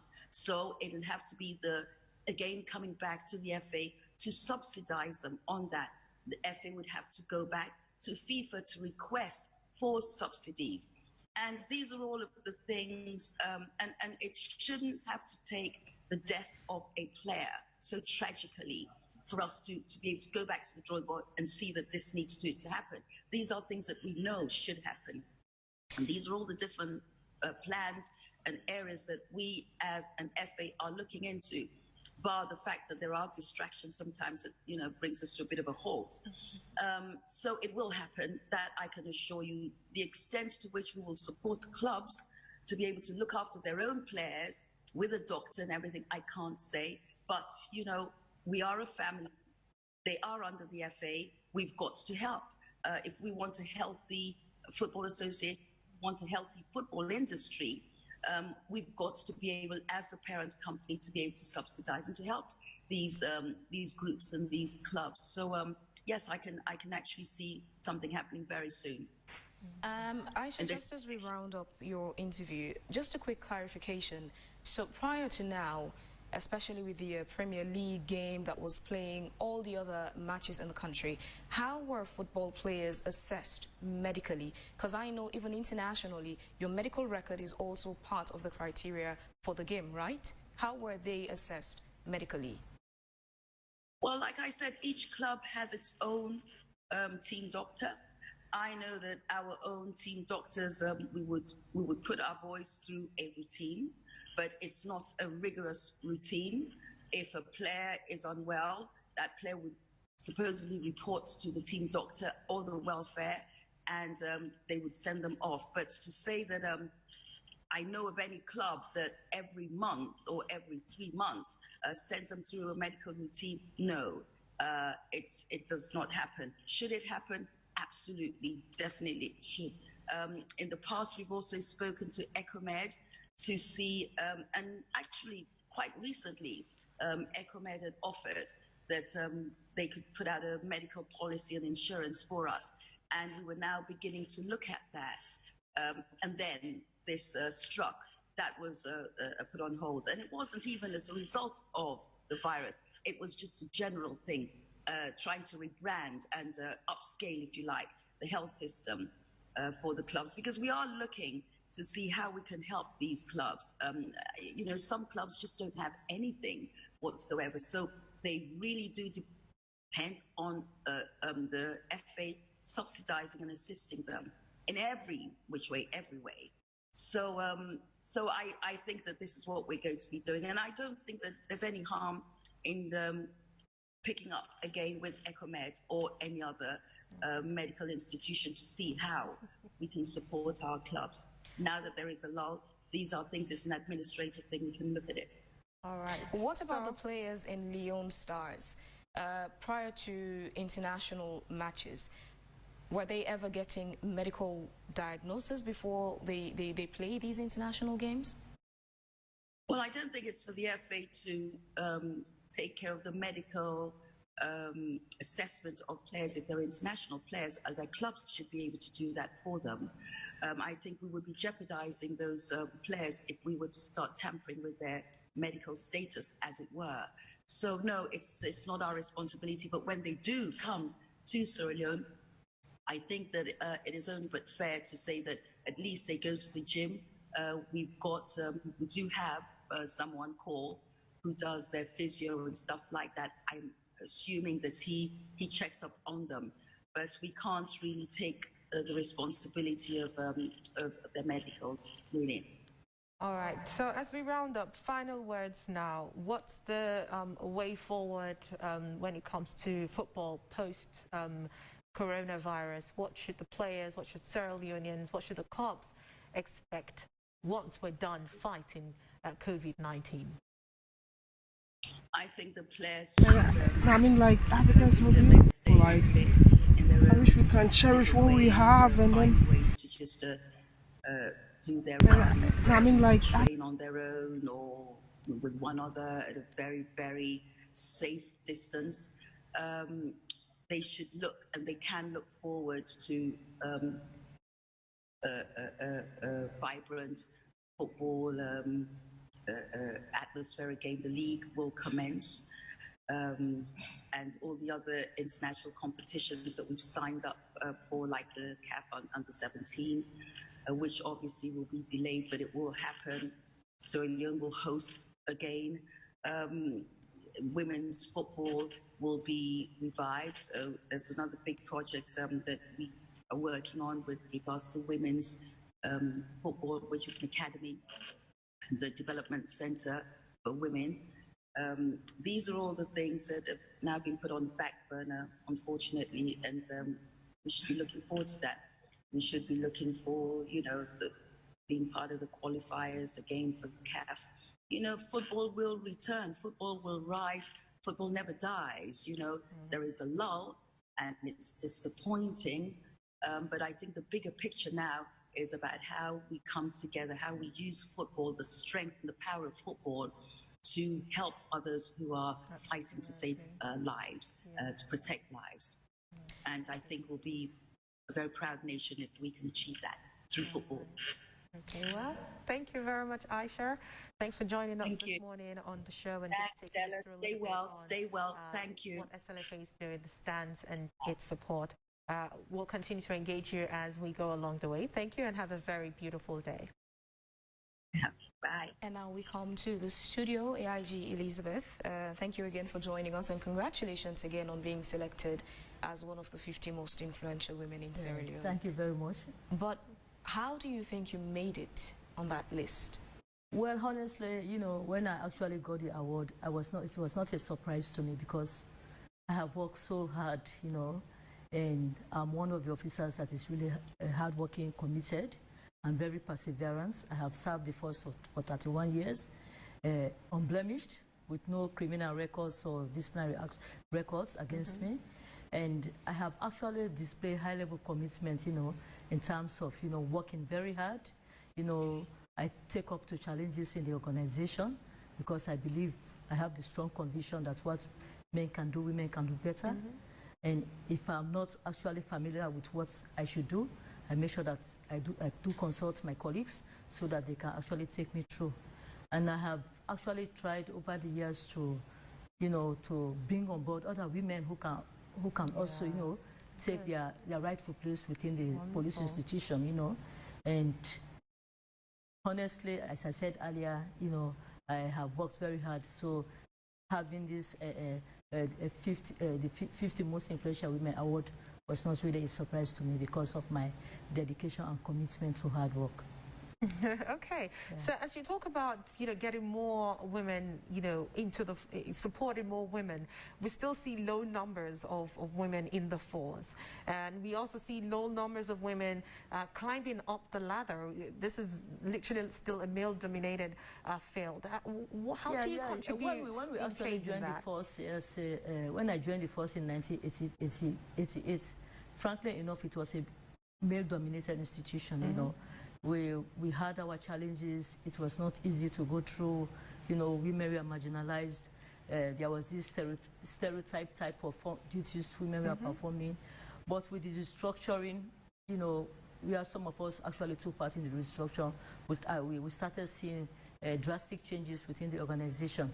But like I said, we have done our bit, but we still need to work very hard.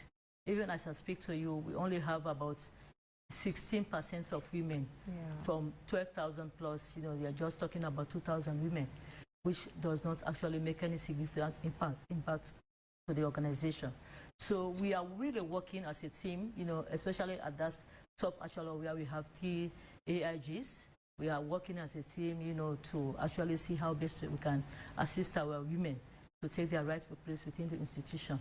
As I said earlier, there are lots of challenges. It's not all that easy. You have to face a lot of obstacles from the men, and until you stand up tall, you cannot actually succeed. But like I said, we have over the years got the right leadership who is actually willing to support our women. And in as much as we have created the platform, I think we also need to look at our women. They also need to show high-level commitment. You know, if you don't know, then you can learn from others. Yeah. And we have been doing quite a lot of mentoring and coaching so that at least we can have women. You know, when we take our exits, a few years back, then we expect women to actually come in to replace us when we are leaving. AIG, both men and women who go through training for the force, I'm assuming, get the same training, correct? Yeah. So why is it that we have more of the men in the force getting, I would say, all the bigger positions? The leadership positions are mostly occupied by men in the force. What do you think is responsible for that? Well, I think what is responsible for that is that we have been doing recruitment over the years. And since, you know, the inception of the force, we've not got it right. Like I said, you know, at the time we joined the police force, you know, it was, you know, a tradition that it was a no-go area for women. You know, and when you go back to those communities, our traditions, you know, they don't encourage women or your guy try to join the police force. So it's a long-time inherited problem, you know.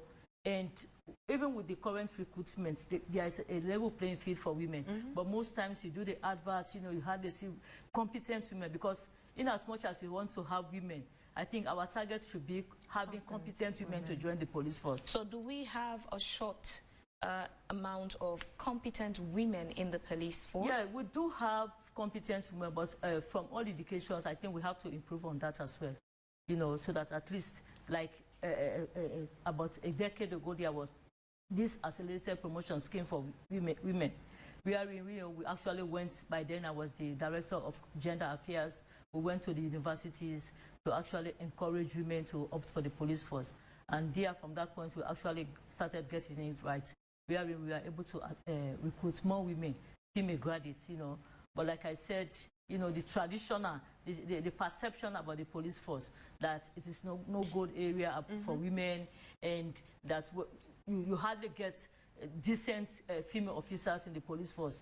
You know, so these are all some of the challenges we've been faced with. So how were you able to surmount that? Coming to the position of AIG didn't happen overnight, and it wasn't a piece of cake. It wasn't a walk in the park. How did you break that, you know, that glass ceiling, if I were to use that word? Well, like I said, you know, even when we were faced with such challenges, you know, I was really determined that nothing is going to let me off from the police force. I was determined.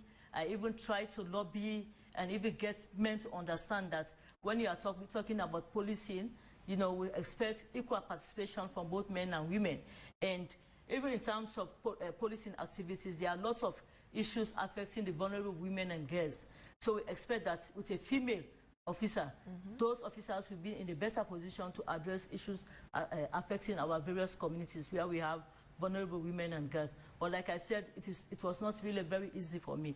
But I stood up to the challenges. I was determined, and I actually worked very hard, you know, capacitating my very self, you know, and having other opportunities from other people to actually make sure that I progress with the police job.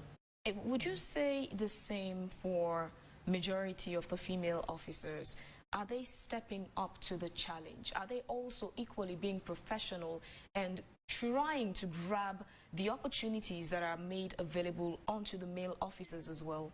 Yeah, we have some women. I cannot say it's 100% to that point, but we have some women who are actually committed. Some of us have served, the likes of Memuna, Gloria Tawari, and my very self. We now serve as role models to these women. So most times we have the opportunity to mentor, coach them, you know, if they have problems. That is why we have our Female Staff Association, and we even have the Women in Security Sector Sierra Leone, where we meet with our women, we visit them, try to coach them and mentor them so that at least they can fully participate within the organization. But like I said, it is not normally very easy. Even where you try to coach some women are just, you know, just feel that they don't have any space within the organization. They don't actually make the effort, but we are still making effort to make sure that we change the perception of our women, you know. So what would you say are the most significant challenges that female officers face?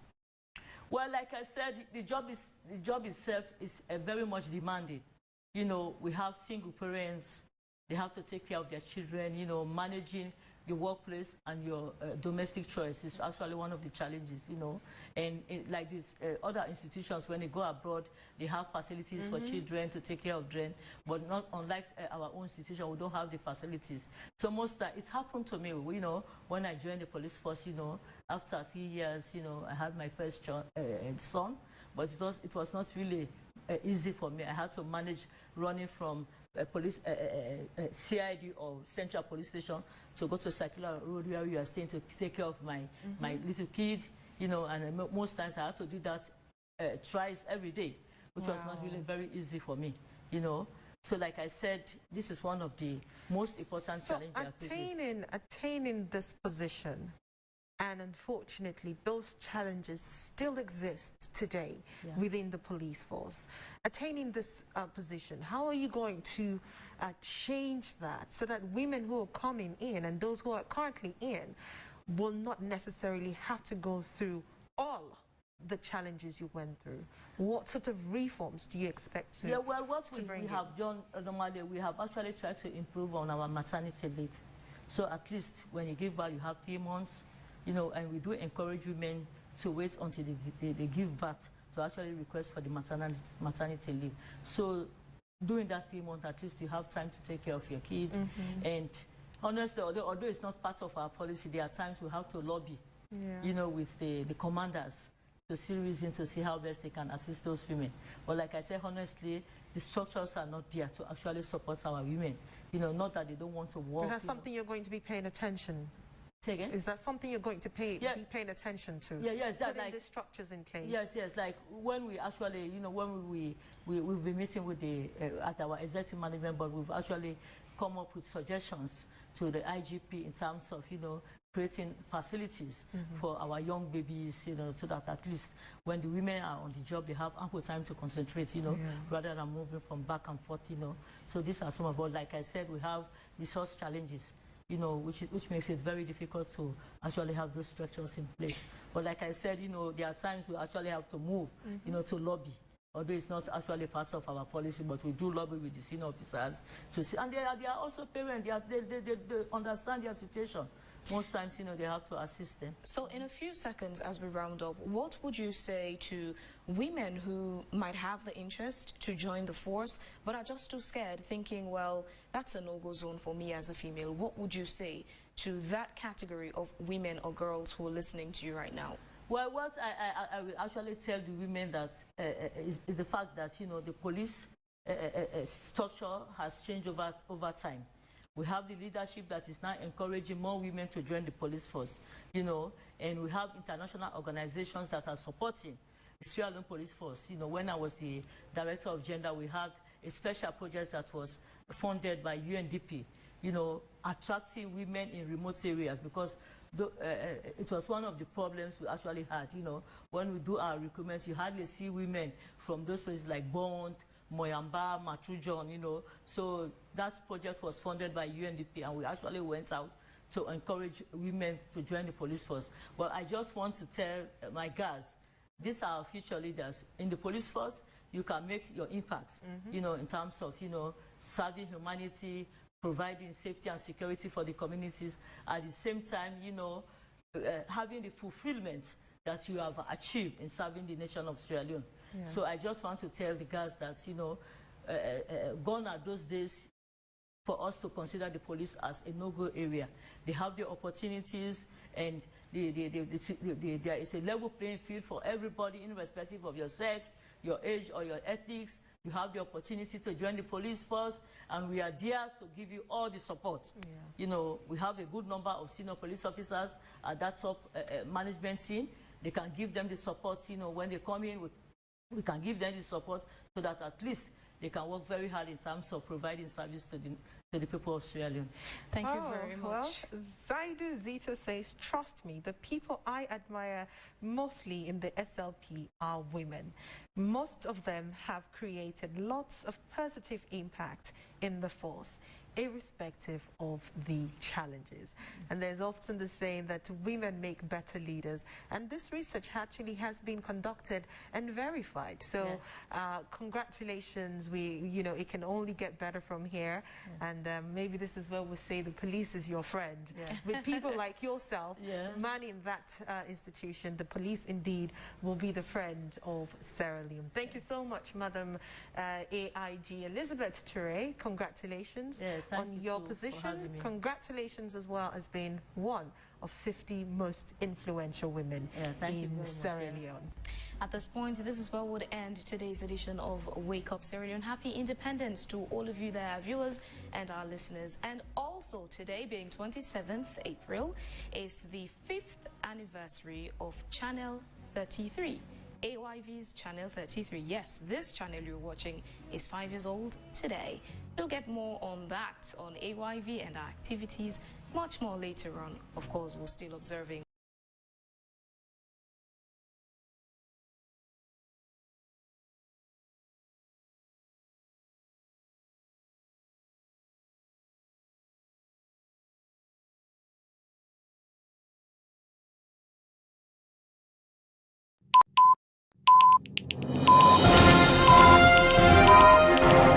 This is SOAR High TV Network, a place you can depend on for inspiration and motivation. SOAR High doesn't only give news, it inspires you to be the better version of yourself. Don't just fly, SOAR High.